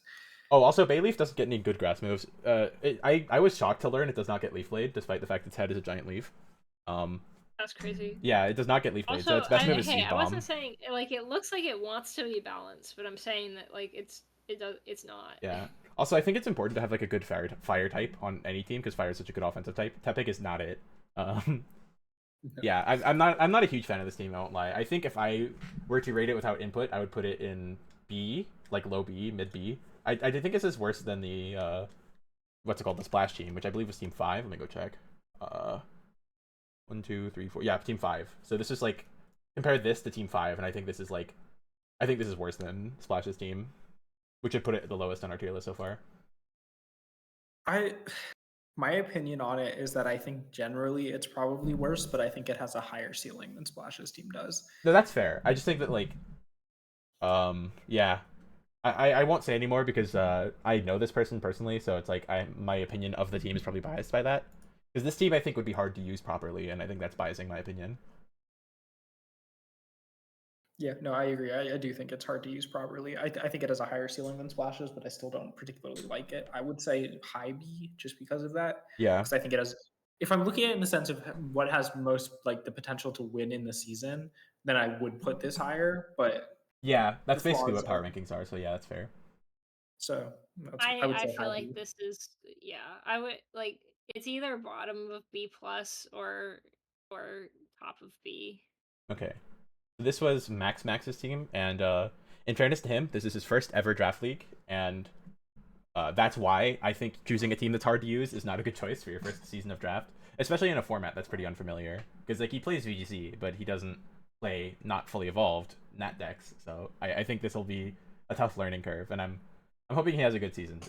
Yeah, that's why I would rank it lower, is because like for a new player, this is not a good choice. Okay, time to move on. Team 8. Want to get us started, Colm? What the skibbity? Let me look at this.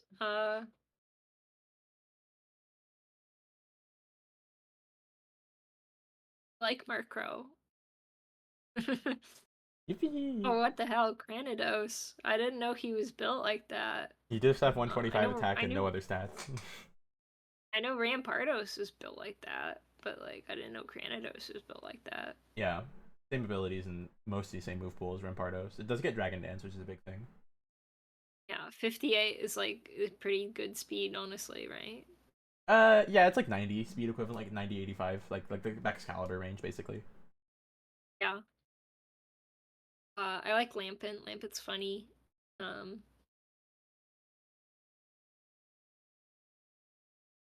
I don't know what Dratini does. I guess Dratini Dragon Dances, but that's all it does. Choice band E-Speed, basically. Choice band E-Speed F64 base attack doesn't seem too great, to be Yeah, honest. if I remember correctly, it's 4 points, so it's not a huge investment.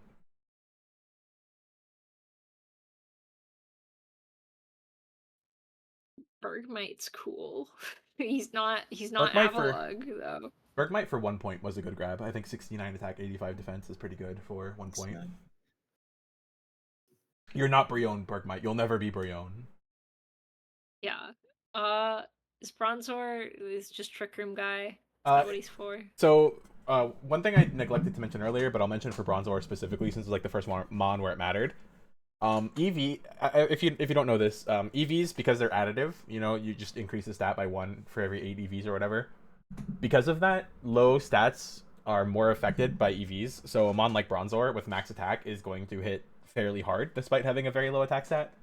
So for Bronzor, a mon who has Meteor Beam, it can actually hit pretty hard on the special side if you go max special attack Meteor Beam. So like its low offenses don't matter as much as you'd think, just because it has access to Meteor Beam and like all those, the EV stat boost plus the +1 special attack can really help a lot with its offense. So even though it looks like it'd be kind of shit offensively, it isn't.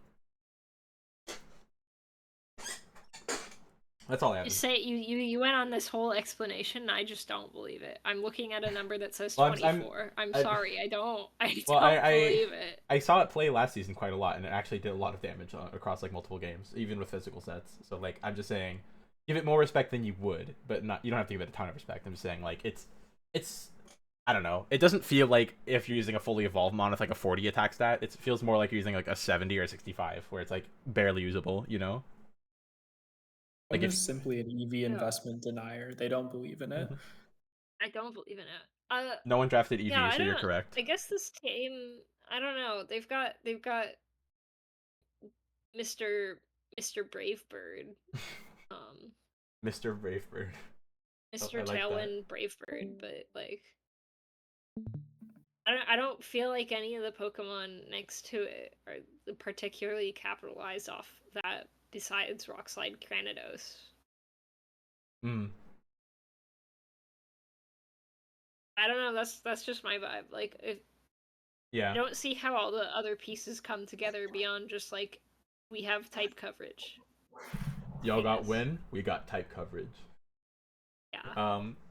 So my thing, I think Murkrow might be the single most nerfed Pokemon by the Eviolite removal, besides maybe like Porygon, but Porygon 2 is not legal anyway, so it'd be base Porygon, which isn't that good with Eviolite because of knockoff. So yeah, I think it's safe to say Murkrow is like the most nerfed like NFE by the Eviolite ban, because it goes from like a mon who's really consistent at clicking Tailwind and then doing really great damage with its good offenses to like it's not like guaranteed needs Focus Sash, but it feels like you're giving up on a really good speed tier or a really good offense if you don't run Focus Sash.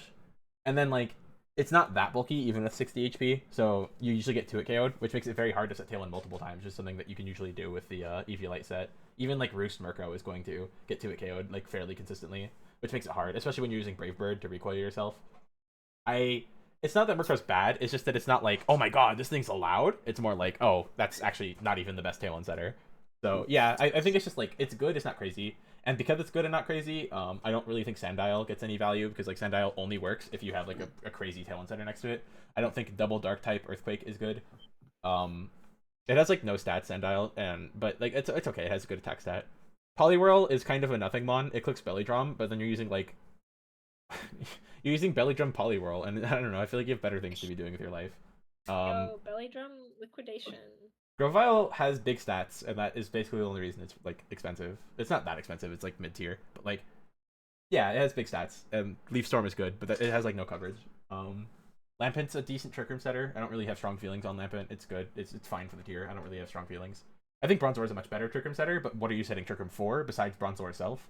It's like I don't know. Bergmite's a good value pick, but it is a value pick. It's not like going to carry a Trick Room mode on its own, and Dratini is not slow.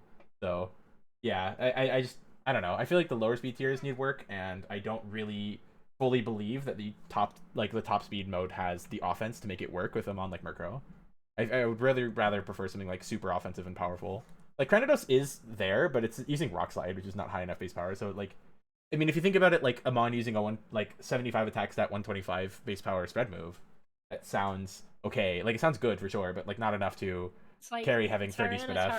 Tyranitar Rock Slide is not picking up KOs. It's No. getting good damage. Yeah, yeah. I mean, to be fair, it's like a Tyranitar Rock Slide against babies, so it is hitting much harder than Tyranitar. But I don't think it's like overwhelmingly offensive to me.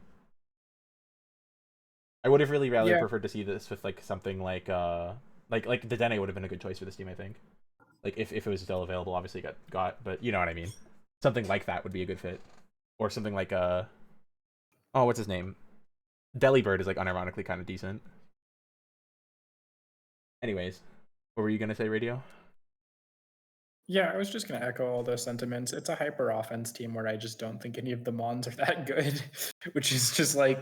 I like Cranidos more than I let on. I will say that. I do think Cranidos is a good pick. I just think it's like the only good pick on this team besides maybe Mirko. Yeah, like Cranidos requires I feel like a ton of support to make it really shine, and this team just doesn't have that really. So to me, it's just one of those things where it's like I don't think any of the stuff on this is really quite good enough to punch above its weight in any way. So I just don't like the team. I am not a Fraud Crow believer. I saw its performance last season, and granted, the person who had it was not new to draft, but fairly new. It was like their third draft league, and they, were taking it not very seriously, which is fine because this is like a not very serious format. But like, even in that context, Mirko underperformed, and it was like very bad compared to like what I expected from it. Because you hear like Prankster, Tailwind, Bravebird, and like Foul Play and Snarl and all this, and it sounds great, and then you see it in performance, it gets 2-hit by literally everything. It's very painful. Turdophobia just traded Cubfu for Monferno. It's a good use of your PR spotlight. Traded what for what? Cubfu for Monferno. Heard Radio call it a fraud once and was like, "Yep, you're right." I respect this immensely, Turdophobia. You've moved up in my. I'm a big Monferno fan. He got Fake Out, he got Heat Wave, he got Close Combat. That's all you need. With that in mind, I would like to move it up in the rankings. We don't rank teams based on post trades, so we won't do that. But lame. You know what? I actually don't right. care enough to. I don't care enough to do that. So I'll tell you what. We'll move it up in A tier. You ready? We're moving it up. There you go. It's moved up. Whoa. You might rank some teams below it with that in mind, I guess. I don't think it's A+ tier. Just if I have Monferno though. We haven't ranked this one on the tier list. Oh yet. Yes, this is correct. What are we thinking? I think B. I think low B. I do not like this team. Do we like this better than Team 5? Yeah, no. Sorry, no. Yeah, no. You turned Canadian on me. No, I don't like it more than Team 5. Well, that was in B+, right? So. No, it was right here. It's Blackthorn Bayleaf right here. That's Team 5. Oh, well, I mean, the Tandem Mouse one. Blackthorn Bayleaf does have a baller logo, though. I hope they know that. Yeah, they play a lot of draft, and you can tell because the logo's pretty sick. Very minimalist and good. I don't have a preference on where in B. I just think it's B. I think bottom of B for now. I agree. I don't like this team very much. I don't think Mirko can carry it. I do think Cranidos will do crazy numbers, but only because it's the only good mon. Well, it's gonna be one of those teams that has like a really cool like high kill mon, but just doesn't do much. Yeah, like every Archaludon team ever. Yeah. I'm an Archaludon hater. On to team 9 if you want to get a started comb. 9, Slandit, Froakie, Helioptile, Cottony. Well, you got one Prankster thing, Starly, Ekans. I mean, Reckless Bravebird will probably hit even off 55. Aegon, Caspikid, Mudbray. Oh, Mudbray's the GOAT. I know that. Mudbray is the GOAT. Yeah. Inner Focus is a better ability than Stamina, but they're both really good abilities. And it gets own tempo, so you can self-swagger. Which is actually a thing with Cottony. Slowpoke's good. Mm-hmm. Yo, why is Mudbray so fast? Bro's supposed to be like the slow guy. It doesn't lose. It actually loses 10 speed when it evolves. It does. So like it's actually faster. Big. Yeah.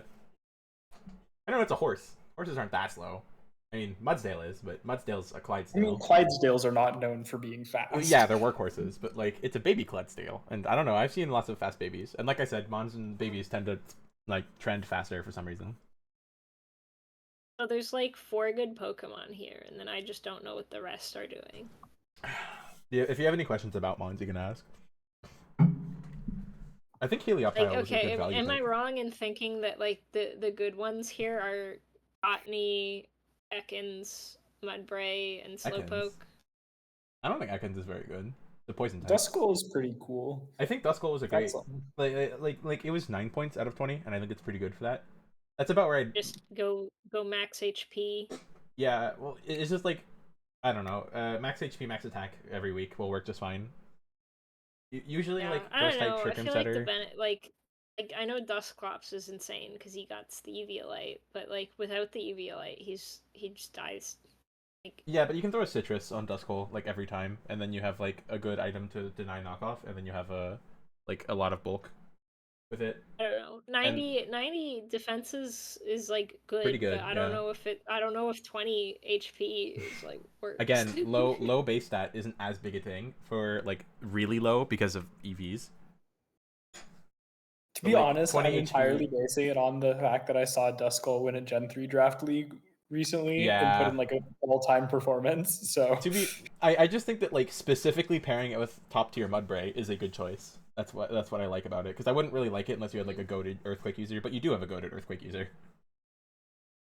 Oh, does it get the goated levitate? earthquake user. Yeah, it gets. Oh yeah, that needs to be mentioned. Is that Duskull gets Levitate instead of Cursed Body, so it still is pressure if you want to use that, but you want to use Levitate. Um, yeah, I would say the good mons on this team are probably Salandit, Cottony, Mudbray, Duskull, and Slowpoke, and then like the okay mons are Bagon, Brokey, and Helioptile, and then the rest of the mons are kind of eh. Oh, Meowth is also okay as like a fake out user, but I would prefer Salandit in most matchups. Yeah. The nice thing about Meowth is that it gets Tough Claws, which helps boost its offense a little bit. But yeah, its stats are still kind of underwhelming. Yeah, I don't know. I don't know. I don't really have any thoughts on this team. I'm starting to, my brain's starting to melt down. Yeah. Real. My thing on this, it has the goated TR mode. Duskull plus Mudbray is so cool, and Meowth Galar is also very solid for a TR mode. But also, like in this, it's fairly easy to underspeed that TR mode, and the rest of the team is just kind of there. So I'm not super high on it, despite the fact that it has the goated the goated TR mode of all time. So, this is okay. I don't love it. It has a thing that it can do, and it does that thing well. But I think that is a fairly easy counter thing. So Yeah. meh. I think even with Prankster Tailwind from Gottney, I would like to see something a little faster than 77. I think like something in the 80 to 85 range would be nice to pair with Mudbray, because then it makes it feel like harder to deny the Tricker mode without giving up on beating the fast mode. But yeah, it's okay. I think the word of the day is definitely okay on this team. Yeah, I'm B plus because I think like the TR mode is legitimately good. Yeah. But not much else is going on there. You can Earthquake your own Cottony and it will resist it and still take 50%. Yay! I love that. Where would you put it, Comb? B plus. Where in B plus are we thinking? Because I agree it's B plus. Below Schwankies. Yeah, I think that's fair. More faith in the dis. I think the Distas just has more of an easy upside because it's a lot harder to counter someone just going fast and hitting hard than it is someone setting up Trick Room to do the same thing. Yeah, because you don't click anything to do that. You just have them. Yeah. Okay. On to the next team, Team 10. You want to get us started, Bomb? 1 second. I do wonder if Combe can figure out who this is. You get Do 2 Duo. guesses. Well, okay, I'm assuming because of the Do Duo, it's the Dodrio guy. The Dodrio guy. First, I think they go by she, her now, don't they? Oh, the Dodrio How girl. dare you misgender them? I think they just have a name, first of all. Well, I don't want to say the name, listen. obviously. I haven't been like. She was in Crew, right? Yes. I mean, It's like, Plumber. it's Plumber. Plumber. Yeah, it's Plumber of the past. I want you to know they Listen. first picked Doduo. So this team is like they wasted their first pick and they got this team. Oh, Voltorp's not in here correctly. Let me change that so it'll show up properly on the speed tiers and stuff. Oh, Diglett Alola is also not in here correctly. Spoilers for later. Because the way the doc formats it is a little different from how this doc formats it. Okay, there we go. crazy. Voltorb slower than Dedenne? Kind of wash. Yeah. Can't believe anything is slower than Dedenne. It's almost like it's the second or third fastest mount in the format. Yeah. Scraggy's my goat. Does Litleo do anything other than rivalry? Does it have any other abilities? It has a nerve, which is actually a pretty good ability in draft. It's not not like an NFE draft though. I don't know. I Oh, feel it's like got Mox. specifically denying Citrus is very useful because like a lot of 2-hit KOs happen in NFE, and you use Citrus to deny those. So being able to say no, I'm going to 2-hit KO with Heat Wave or Hyper Voice, like that's pretty nice actually. And Moxie Just can be from useful if you go watching matches, physical. I feel like that happens less than we think. Oh wait. I don't know. Yeah, I saw a lot of its Citrus attack- last season. Oh. Its attack is okay. It's not good, but like the 73 is special attack is where it like actually gets value Yeah, from. solid. It gets nasty Yeah, plot, I mean, but I don't Litleo- really think you'd use that often with this particular type of mon. Maybe throat spray, but Good Yeah. fire type. yeah. Like Seal gets fake out. Yeah, it does. A double fake out, that's quirky. Quirked Yeah. up. Wait, And- Sentret gets fake out too, right? No, but it doesn't get follow me. Ah. Oh, the two top tiers for this, I keep forgetting to say them, is Doduo, obviously. No, it's Scraggy, and I think they only I think it's only two top tier or one top tier, isn't it? I don't think they took a second one. Let me check. Draft page. You can start talking about the team while I'm doing this. Yeah, they didn't take a second top tier. Trapinch is the funny trick room counter guy with 100 attack. That's cool. I mean, actually, he's got like a lot of really slow guys. Though Sentra isn't really doing damage; he's just supporting. It does get after you, so it can make anything on the team slow, I believe. Yeah, and Mana is very slow for a trick room setter, which seems pretty good. Oh, it doesn't get after you. I'm lying. Why would you lie? That's so mean. Does it get Super Fang? I think it's. Yeah, it does. So you can like Super Fang before your trick room partner attacks, which is still useful. Oh. Clamperl doesn't get its moves. It doesn't get its thing, but it doesn't still smash. It does smash, doesn't it? I think it smashes. It doesn't. I think it doesn't get Swift Swim though. Yeah. Do you shell smash? You do shell smash, but it has like no coverage. It's like Scald, Ice Move. That's it. Damn, not even Muddy Water. Not even Terra Blast. Oh, he's got Blizzard though. You could run Snowscape Seal next to Shell Smash Clamperl. So true. So true. Jarvis, true Follow react me. that. Follow me for more good. Yeah. It was the Yeah, I cheapest mean, I follow think the user team for can August. work. Actually, second cheapest. I think Pichu is cheaper, but yeah. What is Mana's ability?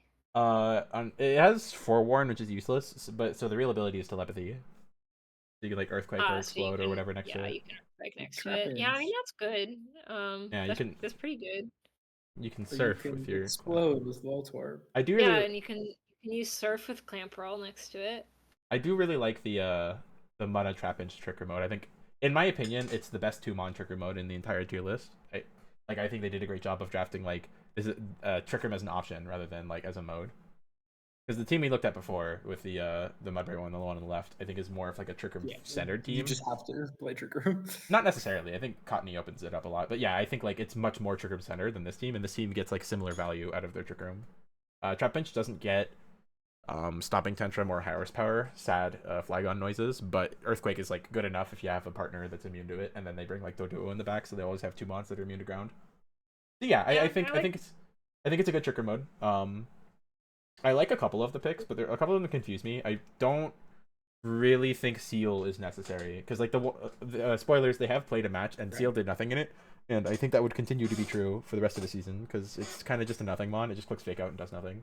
It has like okay defensive stats, so I don't think it does a lot. They got Seal for their Arena Trap Perish Song mode because Trapinch is definitely staying on the field for multiple turns in a row. Glossophore has a really good ability and no way to use it because it's 10 speed. Like Cotton Down is really good, but you are 10 speed. Yeah. I I think this team is like mostly just carried by hitting hard with a lot of their mons, like Doduo, Litleo, Trapinch hits very hard. I think that helps a lot. But yeah, Yeah, I'll say this is an A. This is an A for me. that's fair. I What do you have to say, Radio? You haven't said your bit. Personally, I think they did a really great job of drafting for depth. The only two things on this team that I really don't think you would like really want to use are Gossifleur and Seal, basically, which we've already And like Varoom. Gossifleur. Okay, maybe Seal. Don't pretend Varoom is real. No, I think it does have some use. I think having poison and steel coverage is just nice for covering some things, and you can shift gear stupid shit. Overcoat is a But- real ability, but you would run slow start because you're a real one. True, but also I just think they have a lot of options here, which to me is really nice in a draft where I think most people really did not do that very well. Obviously, because the budget got restricted. Yeah, that's significantly. fair. A lot of people didn't realize how restrictive the budget was until halfway through, so a lot of teams are just like Yeah. one mode. So like nothing on this is like to me like insane, but I think they have a ton of options, which to me in a draft like this is really nice because I think they can run a lot of tailwind stuff, they can run a lot of trick room stuff, and they have a lot of tools to support both of those modes, as well as things that actually hit really hard in those modes. So I'm actually fairly high on this team, despite the fact that they only drafted one top tier. And they first picked in their Doduo. words, they forgore. So I don't know. I'm really high on this team. I would say definitely at least A, maybe even A plus. I think there's a lot to do with this team, and I think that's very cool. Yes. Because the rest of the draft does not have that in spades. So, despite us up tiering Teratophobia, I still think this is higher than Teratophobia's team. I rate it better. Oh So- yeah, I agree. So even though you got Don't moved be low on that magically up in A tier, it's not gonna stick. And yeah, obviously it's Plumber's team ultimate underpay. Ultimate underpay. All right, 4 more to go. We're almost done.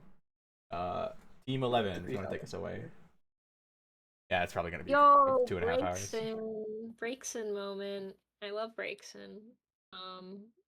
Yo, Morgrim moment. I love Morgrim. Yo, Vibrava moment. I love that. What happened to his tax stat? What? What? Wait, Vibrava? you just go down 30 points in attack, bro. Oh, yeah. But you gain the dragon typing and Tailwind, so worthy trade. Also, it loses Sheer Force, so it's even less. It's even more painful. You don't get that Sheer Force Oh rock my slide. God. To be fair, Trapinch does Meditite- not use Sheer Force very well, but yeah. Meditite gets pure power, right? Yes. Or is that only Medicham? No, it gets pure power. It hits very hard. Very hard. Like, Meditite Close Combat is like one of the strongest attacks in this entire format, period. I think it's like top 5. Does Meryl get huge power? Yes, Meryl and Bunnelby get it. I haven't seen And either of those Igglybuff. guys. Or not Igglybuff, what's it called? Azurill also gets it. Azuril's arguably better than Meryl at using it because it gets quick attack. Wait. Stab quick attack. Yeah, and like Stab Return is better than Stab Liquidation, but it's not much. It's not really. I don't know. It's just like it's better for the value, anyways. I like Magnemite. He's got a high special attack. Isn't living anything though. I don't know. 70 defense is usable. Like it's kind of like the Dusclops thing or a Duskull thing, where it's like if you're willing to invest full in HP. I didn't read that. I thought 35 was his defense No, stat. no. It is like usable defense, and I don't know. I feel like it has sturdy as well, so that kind of helps. Like magnet pull and sturdy and like analytic. Ursaluna, he's pretty good. Yeah, Teddy Ursa. I imagine that Ursaring is banned. Yeah, obviously 130 attack. Are you kidding me? In case you were wondering, Ursaluna is also banned. Oh, Thanks, no Radio. way. The more you know, Jiff. Strong debates about that one. Corfish, is that a sheer force guy? I think it's adaptability, not sheer force. Yeah. Yeah, it's adaptability. And Hypercutter is a useful ability as well. Shell Armor not so much, but you know, Hypercutter's good. I think you always just run adaptability because you're basically getting the same damage output as you would with Hypercutter. Yeah, but so, like if you're fighting like a what's it called, like a I don't know, a team that uses like Charm or like Feather Dance, Fletchender or something. I don't know, man. It's a good ability though. It's like a good secondary ability. Definitely second, but a good secondary. Scatterbug is Focus Sash Rage Powder, takes 2 hits and dies. Yeah, and has Friend Guard. Yep, that's literally all it does. But it has String Shot, so hypothetically, if they ignore it, you can get it -2 on both mons. Yamask is Trick Room guy. I assume that's really all he's here for. Yeah, pretty much. It gets like Well, paid split. Meditite probably also gets Trick Room, but Meditite has pure power, so it's not clicking Trick Room, it's clicking attacks. Breaks in gets Trick Room as well. That's the, but it's kind of Oh like yeah. the draft rig thing where it's too fast to be a good Trick Room setter. And then Liliep is a good Trick Room guy with good stats. Yeah, Water Absorb with Breaks in is nice, or whatever Storm Drain. You know what I meant. Yeah, I like the team. It's cool. Is in odd numbers with Wadio. I wish Vibrava didn't. I wish they didn't do him like that. Yeah. I will say, even though its special attack is much lower than its physical attack, 50 is very usable with Draco Meteor, Earth Powers, or Stab choices. Yeah. Yeah. No, I generally agree with the sentiment. I think this is a nice team. They drafted like for a fairly solid amount of depth. Basically everything on this team I think can be used and has a worthwhile reason to be used, which is very cool. And also they just have a lot of like fairly like solid stat monsters or just good mons to use. So to me, like I don't know, there's nothing here that's like, oh, there's like some insane synergy, but there's just a lot of good mons that can do a lot of things. I don't know. It's a good team. I don't have a whole lot that's like super coherent to say about that. I just think it's a good team. Yeah. I will I like this team. It's good. Kowalski gif of him tapping on a sign for speed once again. The speed isn't Yeah. great. That's The the main difference issue. here is that I think that speeds are enough and that they also have a lot of Yeah, they speed have control. Scary Face Thunderwave Morgram, which helps, and then Vibrava is also, in my opinion, at least one of the better Tailwind setters because of its typing. It's kind of hard to, like, I don't know, Dragon Ground has a lot of resists, which can make it, like, obviously ice moves are a problem, but other than that, it's gonna be really consistent at setting Trick Room in a format with very few fairy types. I mean, and with the other team that had the speed issue, it was like 45 to 75 was the range. The squid at least goes down to 23. Also, I don't really ever think Morgram, Breakson, or Vibrava will be running the same speed. Breakson likes to run, like, mixed speed because it wants bulk and attack and stuff, so it'll have, like, mixed DVs. Vibrava can run Sash, or it can run bulky. Either way, it's going to be, like, on one end of the speed range, and then Morgram doesn't care about his speed because Prankster guy. Yeah.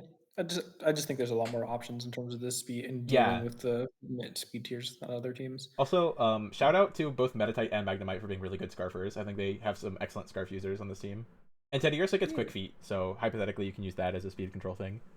Obviously you'd rather use Guts, but you have Quick Feet. Wait, does it get Guts? I think it might only get Quick Feet. Let me check. Yeah, it's only Quick Feet. But still, like, Quick Feet Facade is a good combo. You just click, like, Sword Stance and then Toxic Orb activates, you one-shot everything with Facade. They do be quicking his feet. Yeah. Quick Feet is an unusually good ability in this format just because, again, it's kind of like the Choice Scarf thing, but you get a second Choice Scarf, which is really powerful. Yeah. And I mean, 80 attack in this is very high, so... Yeah. I just think, like, Teddy Ursa is a pretty good value pick. It was, like, 4 points. Teddy Ursa is, like weirdly a stat monster. Has, like, 2 less than the cap number of picks. It used all it well. 12 is the max number, and 10 is the minimum, so you'll see a lot of teams with 10. Just because, like, the budget's already so tight, a lot of people just didn't even bother with 2 extra mods, even if they were 1-pointers. Okay, so where would you rank this team? A+. Is this your team? I'm not saying... It's not Gentles. Oh, did I not say anything on it? I don't know. I just think I would say bottom of A+ if it's not your team. It's not my team, but why? Okay, all right. It's not my team, for the record. I think bottom of A+ is also. Yeah, I agree with that sentiment across the board. I will say, everyone boo this player for not submitting a team name or a logo, so I used a plush of Stunky and named them the Stinky Stunkies. So this is the Stinky Stunkies. This is a friend of mine named Kix. The Stunky Stinkies. Yeah, no, I'm not doing that. Fuck you. On to the next team.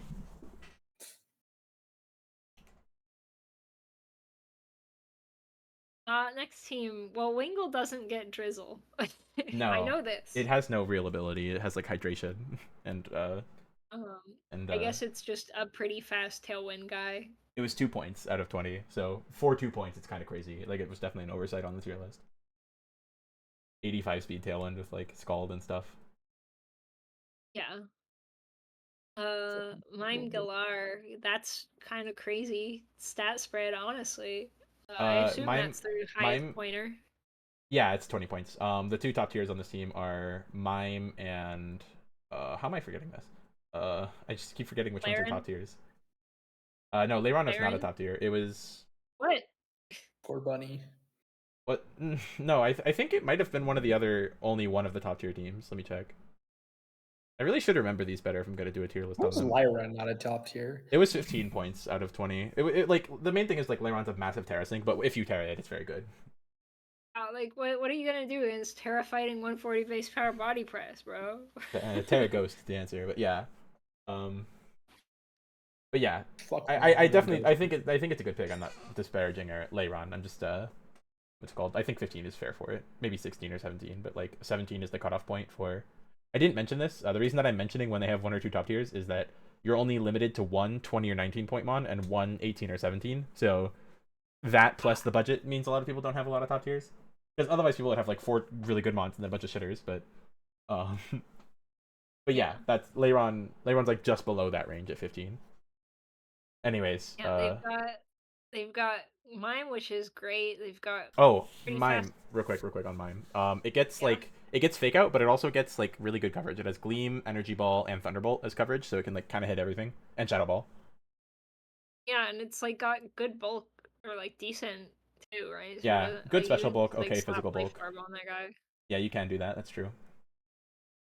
Yeah, good tailwind. Stinky Stunky, Scorbunny. Fast knockoff Scorbunny user. looks, yeah.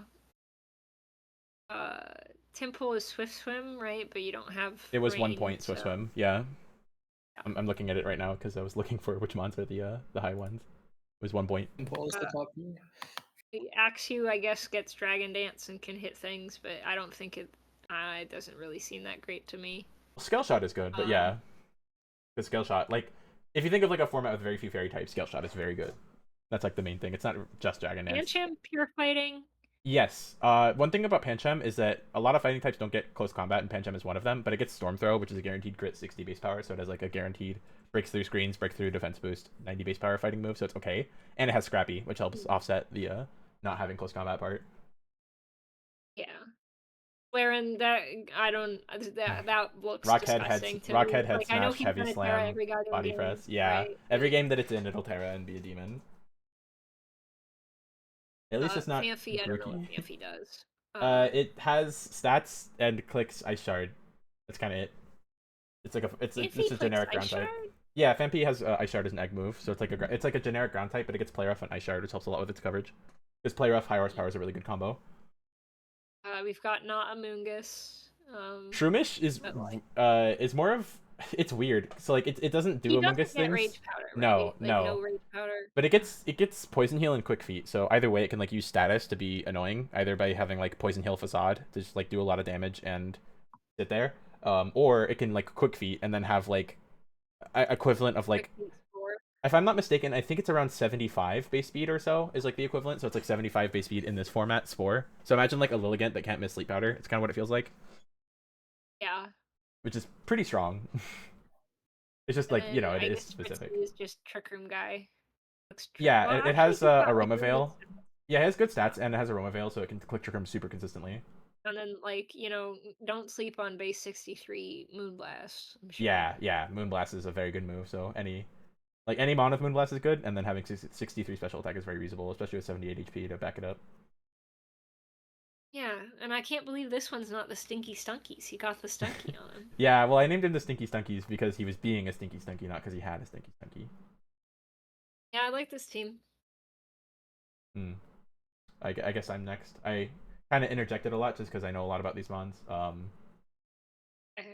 Leiron was like almost all of these mons. Pancham, Leiron, Shroomish, Mime Galar, and then next season Wingle will be one. Are all mons that were like very big balance mons last season, where it's like they're all like out of place, or like Leiron was way too cheap, Pancham was too cheap, Mime was like way too cheap, but it has no Terra, so it was a little bit more fair.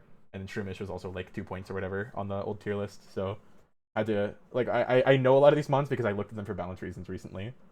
And then Wingle will be that next season. Wingle will be going up to like 4 or 5. So yeah, that's why I know a lot of these mons very well. I don't know. I think it's a good team. If there's like one flaw, I think it's like I don't super believe in the balance core with Score Bunny as your fire type, like it's going to die. It's by far like I don't know, Score Bunny, Wingull are not. You don't really have a fire water grass core. Like none of them are especially bulky. Shroomish has poison heals, which helps, but like even then, it's not super bulky.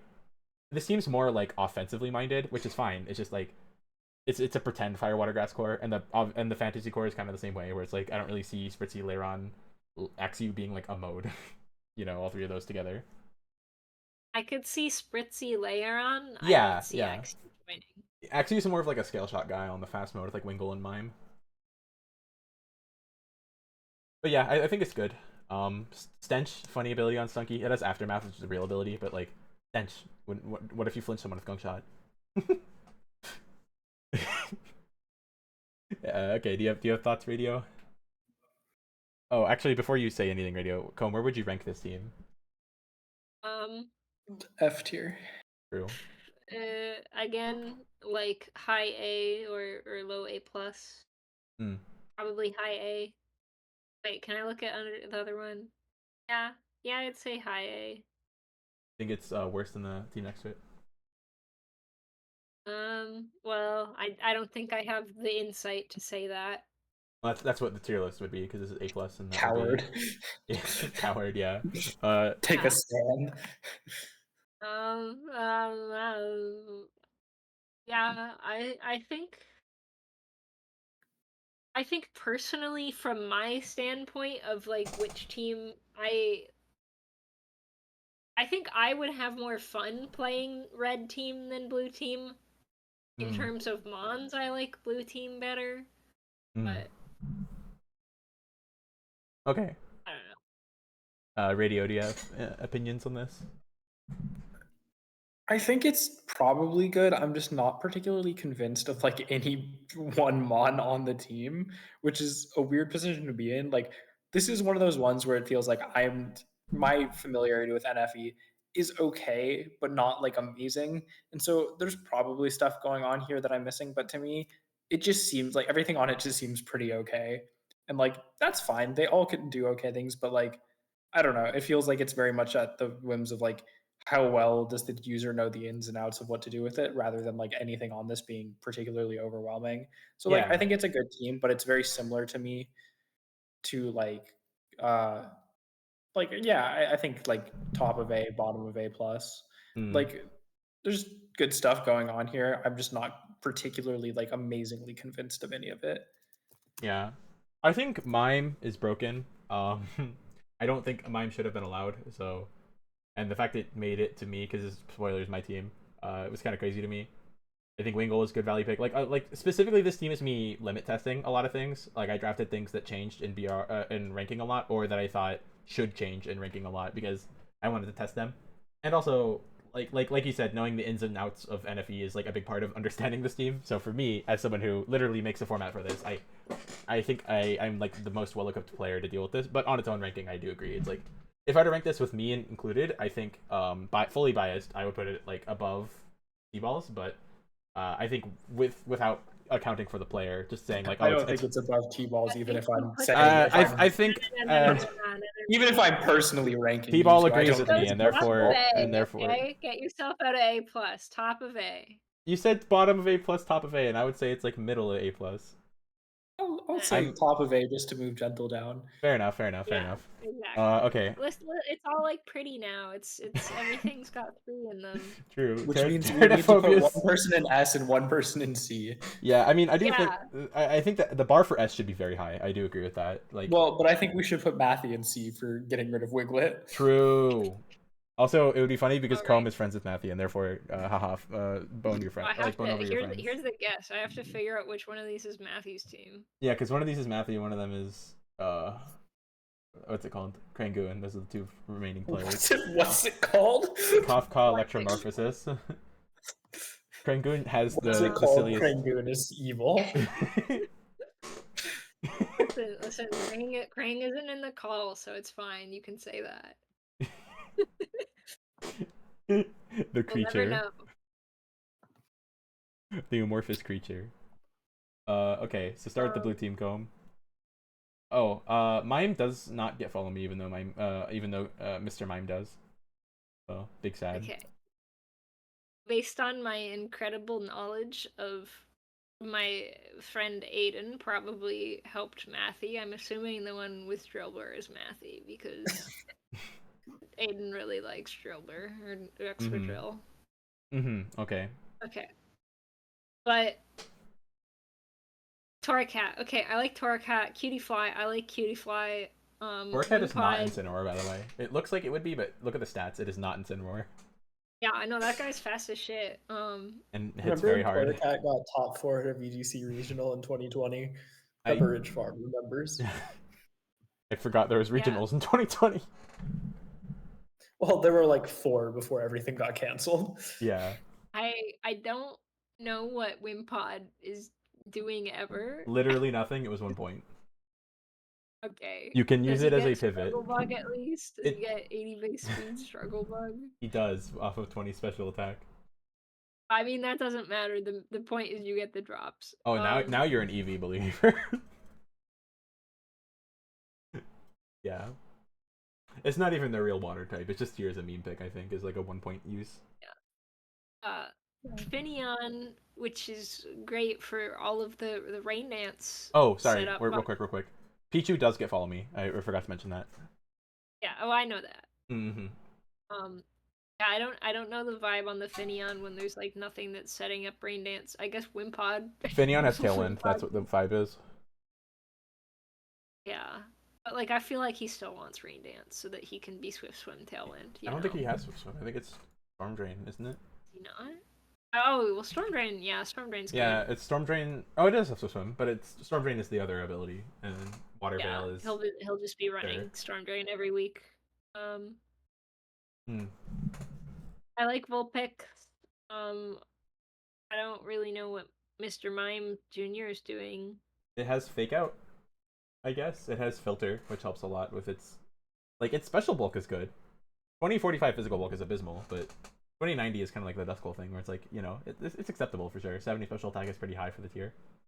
It has Technician. Yeah, I like... Pichu is not living more than... Yeah. Pichu is not living a hit, but, Fake Out quality. It's okay. Focus Sash, Redirect Die. Yeah. Kind of like Scatterbug. That's the goat right there. Look at that guy. This does have the highest BST of any Pokemon in this format. Yep. Dragon types will do that to you. How it feels to choose Dragon type. We got Sandshrew. We got the 2 Alolas, and he's got Slash Rush, right? So he can go speedy. He sure can. Yeah, just like Satitan, my bestie Satitan. Yeah, exactly like Satitan and exactly as good for sure. Yeah. Citadel gets... I don't know. I feel like Citadel might be a better Pokemon, but I don't know what Citadel's... Sandshrew was 2 points, and Citadel was like 9. Yeah. Okay. Actually, let me check where Citadel is. Oh, 15. No. Yeah, way more expensive. Oh, that's crazy. It's because of the belly drum. Sheer Force belly drum is more the reason, but yeah. Well, I feel like Sheer Force belly drum is like not the point, because if you're belly drum, you're thick fat. I guess I'm just saying like the combo of those two things, not on the same set, but like you can do both is my point. Yeah. Anyways. Yeah, Boldor. I mean, that's not bad. That's pretty good stats. That's good stats. Good Trick Room guy for when Mr. Mime sets up Trick Room. It has Sturdy and I think Weak Armor are its abilities. Sturdy, Weak Armor, Sand Force, but okay. I guess you fight the Hippopotas team and you get to Sand Force. Yeah. We're gonna lose to Sandforce, and we're gonna have to take all that you just set back. True. Respect. True. No, they're gonna click Sandstorm manually with Boldor while snow is up, and then yeah. and then I don't know. I don't know about this team. Like nothing's really Torracat is a good Pokemon, and Dipplin is a good Pokemon. Diplin's a stat monster, is what it is. Yeah, and then everything else on the team is like, well, I guess it's there, and I guess it has one thing that it can do, but it can only really do one thing. That's fair. Yeah, that's basically my interpretation of this team too. It has a couple of like really good mons that are kind of stat monsters, and then it's just kind of like I don't really know what's going on here. There's a snow mode, but like also relying on triple axle is not gonna feel good. I will say this person's So already played week 1, and they did in fact bring the snow mode. So, yeah, I don't not to know. say they There's won. I'm just saying they did lose, but they brought Well, the I snow mean, mode. I assume they would bring the snow because they're facing. This is not who I they're assume they facing. would. No, this is Oh, the order is based on the draft order.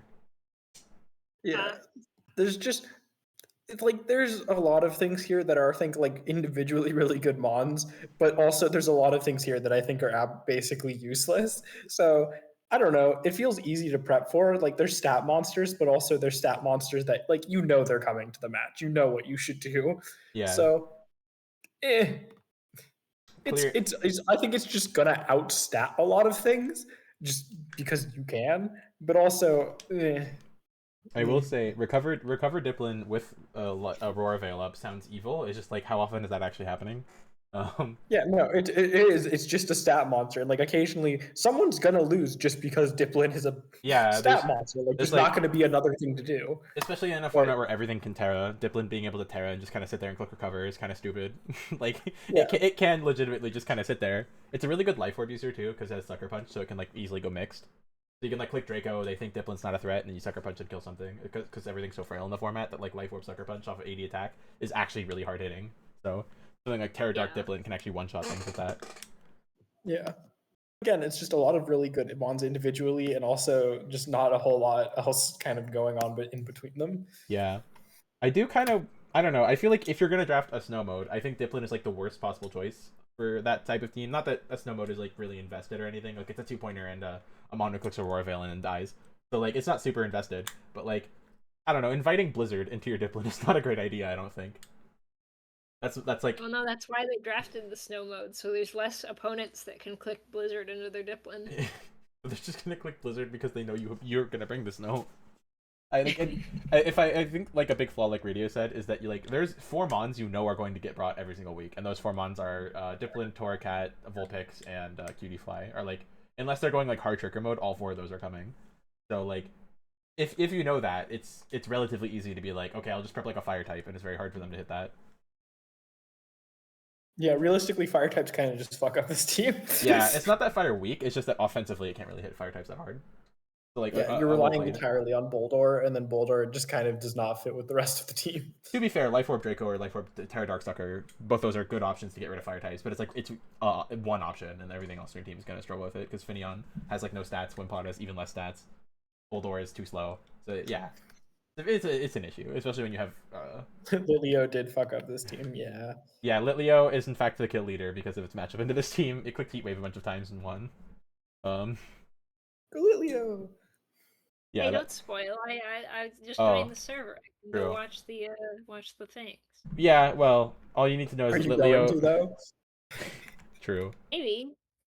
True react to But this. man, I don't want to go to work tomorrow, bro. Dang. What time is it? It's 8:16 in PST.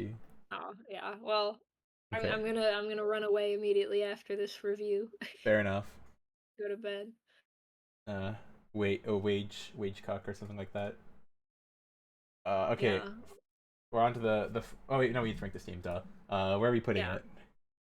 I say top of Um. BPS. Yeah. I wouldn't even say top of, is it top of B? Yeah, it's top of I think B. it's just has stat monsters, and those stat monsters are fundamentally very annoying to deal with. I do think Diplin is like arguably the best mon in the draft, on its own. Not the best mon in context of a team, because in my opinion, you know what's crazy? I think the best one on the list went undrafted, which is Fletchender. I think Fletchender is actually crazy, and it probably shouldn't have been on the list. I thought about banning it, and yet no one has Fletchender. Like, what's this about, guys? I Guys in the have call, what do you? Fletcher in my draft, and it's a Reg F draft, and bro is putting in work. It just has Tweetophobia, draft Fletchinder right now. You're already changing your picks. true. Um, Fletchender is like it's Prankster Tailwind with a really good attack stat and 2 really good stab moves and an actually good move pool and like really good stats across the board. Like I don't get why it didn't get drafted, but yeah. Anyways, like it's definitely one of the best mons, like Diplin, because it's it'd be a good mon in context of like, okay, I'm always tearing it, but it's a good mon because it's also 17 points, so you're not even breaking the bank that badly to buy it. Like for the point value, I'd say it's like top 3 mons. Yeah. So we're thinking top of B plus. I think I agree with that basically. I think it's slightly better than Inky's I team. said. I thought we said top of B. Oh no I said top of B plus. He said B plus. I say B plus. If you want to put like here, we can do that. Like here or here. I don't remember the other teams. Let's look at Shrunky's team. Shrunky. Just look into your heart, Comb.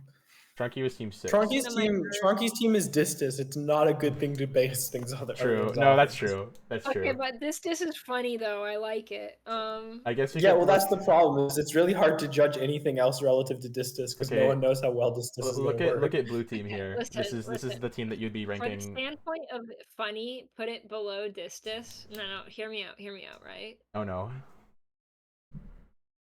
Okay, so.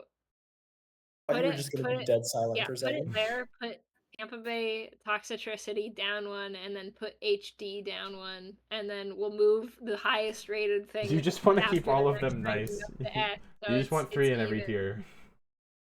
Okay, so hear me out. Comb, shut up. Let's just put it where we intended to put it. I'd say if we were to average the rankings, it would end up right below Inky's team.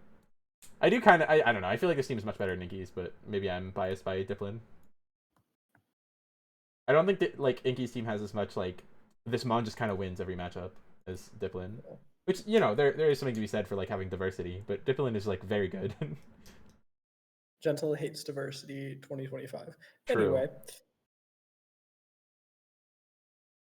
Okay, well the first thing I noticed about this team, which is Matthew's now. Yeah, I mean that much is confirmed. You know, maybe I should have mixed up where Matthew was in this, so you wouldn't be ranking the person you probably have the most personal bias with last, but whatever.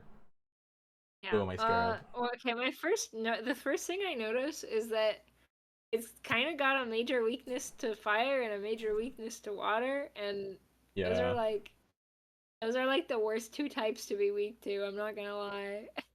I think the worst type to be weak to is ground, but yeah, I agree. It's also not doing great into ground. Yeah, it has like 3. At least it has like 3 resists, but 2 of the resists are completely fake, which is Nimble and Talo. Talo is not a resist. Talo was the other 2.85 speed Tailwind guy, and it was much better than like this is probably a 6-pointer if I'm being fair to it, but because it gets Guts Facade and it gets Scrappy Boom Burst. It gets funny guts, yes, it gets Guts Brave Bird Facade and it gets Scrappy Boom Burst, so it can do both of those. Let's go kill myself. It's Murkrow, but you paid 1/10 the price. Yeah. I don't know what Diglett's doing here. It's 1 point. That's what it's doing. I don't know. I guess it was drafted as like a funny pick. I think because it's like why not have 3 ground types? Yeah. Houndour. Bro, he gets Flash Fire, right? Like that's his only good ability. Yeah, it gets Unnerve, I think, which, as we mentioned before, is actually pretty good, but it's not like crazy, you know. I typed in the word Flash instead of Houndour. Leash. Yeah, it does get Unnerve. It gets Early Bird, I guess, if you fight a sleep team, like a Spore user, and you're like, man, my goggles are taken. Whatever am I gonna do on my Houndour? Anyways, yeah. in the real world, yeah, it gets Flash Fire and Unnerve. Nimble can't do shit. It has Tinted Lens, doesn't it? Or is that only low kicks? I thought it was only low kicks. No, it's Tinted Lens. It has 210 VST. It's not good. Yeah. Trying its best. At least you can click Tinted Lens first impression and then die. Yeah, off base 46. Yeah, no, I'm not saying it's good. I'm just saying at least it does something. It hits about as hard as what's it called?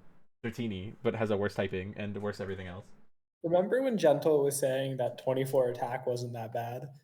Well, the difference is that you're using bug type moves, which even with you know 24 attack when you're using like Meteor Beam and you have like Beam Bolt coverage on the physical side is okay, but when you're doing it with yourself all you want, you know what you said. Does Blade get? Because I feel like that's the most Assault Vest guy I've ever seen. It is the most Assault Vest guy you've ever seen. It doesn't get anything besides like the only thing you're missing out with Assault Vest is obviously Protect. It doesn't get King Shield. Like you get Poltergeist, you get Sneak. It does not get Poltergeist. No, it's Shadow Claw, Sneak, Sacred Sword, Close Combat. Iron Head, Gyro Gyro Ball. Ball. Gyro Ball's kind of ass in this format just because like the amount of difference it takes for it to be better than Iron Head is so high. Like it has to be a Scarfmon basically. He gets way too much coverage. Yeah, this really is. It really doesn't get coverage. It just has fighting moves, and that's plenty. I guess you can Rock Slide. Yeah, no, I mean it just has enough. It has the things that it wants. Yeah, you're gonna click Sneak Iron Head fighting move every single week, and the last slot can be whatever you want. What's his other ability, or is it only no guard? It's just no guard. It gets like no use out of its ability. It's just a stat monster, kind of like Diplin. Well, Diplin has Sticky Hold, which is actually a good ability, but you know. I want to see the low hit moves though. I want to see the funny. Fine, it gets none that are good. Oh, that's not the right one. You get to Metal Sound and Screech. Rock Slide is your only move you care about. Yeah. It's just Rock Slide, okay. You can safely use Steel Beam. Its ability is effectively a downside because it means like you'll always get hit by Oko moves, and that's actually kind of a big thing when you're this defensive and have very low speed. Like usually I think Oko moves are fake. Fury Cutter. Oko moves are usually pretty fake, but I think in specifically the case of Doublade, it's like actually a big deal that it just gets hit by an Oko move and dies every single time. Like that nerfs it significantly and is probably the only reason it's allowed. You gotta have Poltergeist skill swap heat proof onto it. True. Real Redirection is very nice for Doublade. It really, really, really likes redirection of any type. Until your Poltergeist also just gets hit by Fissure. True. Well, I mean, you can just Terra Grass and Fissure it or whatever. I mean, I will say, like, if Oko moves were ever real, it's because you're hitting a Doublade for sure. Like, it's a massive issue for Doublade, but yeah. Yeah. Shallow Storm Drain guy, that's cool. Next to the Drillbur and the Hippopotas. It gets Sand Force, so it can be immune to sand damage if you want it to be immune. It's not going to use the boost, really, because using, like, non-stab Earth Power if you want to use the Sand Force boost, but it's more about just being immune to Sandstorm damage is sometimes nice. Not often, but sometimes. And Solosis, same thing.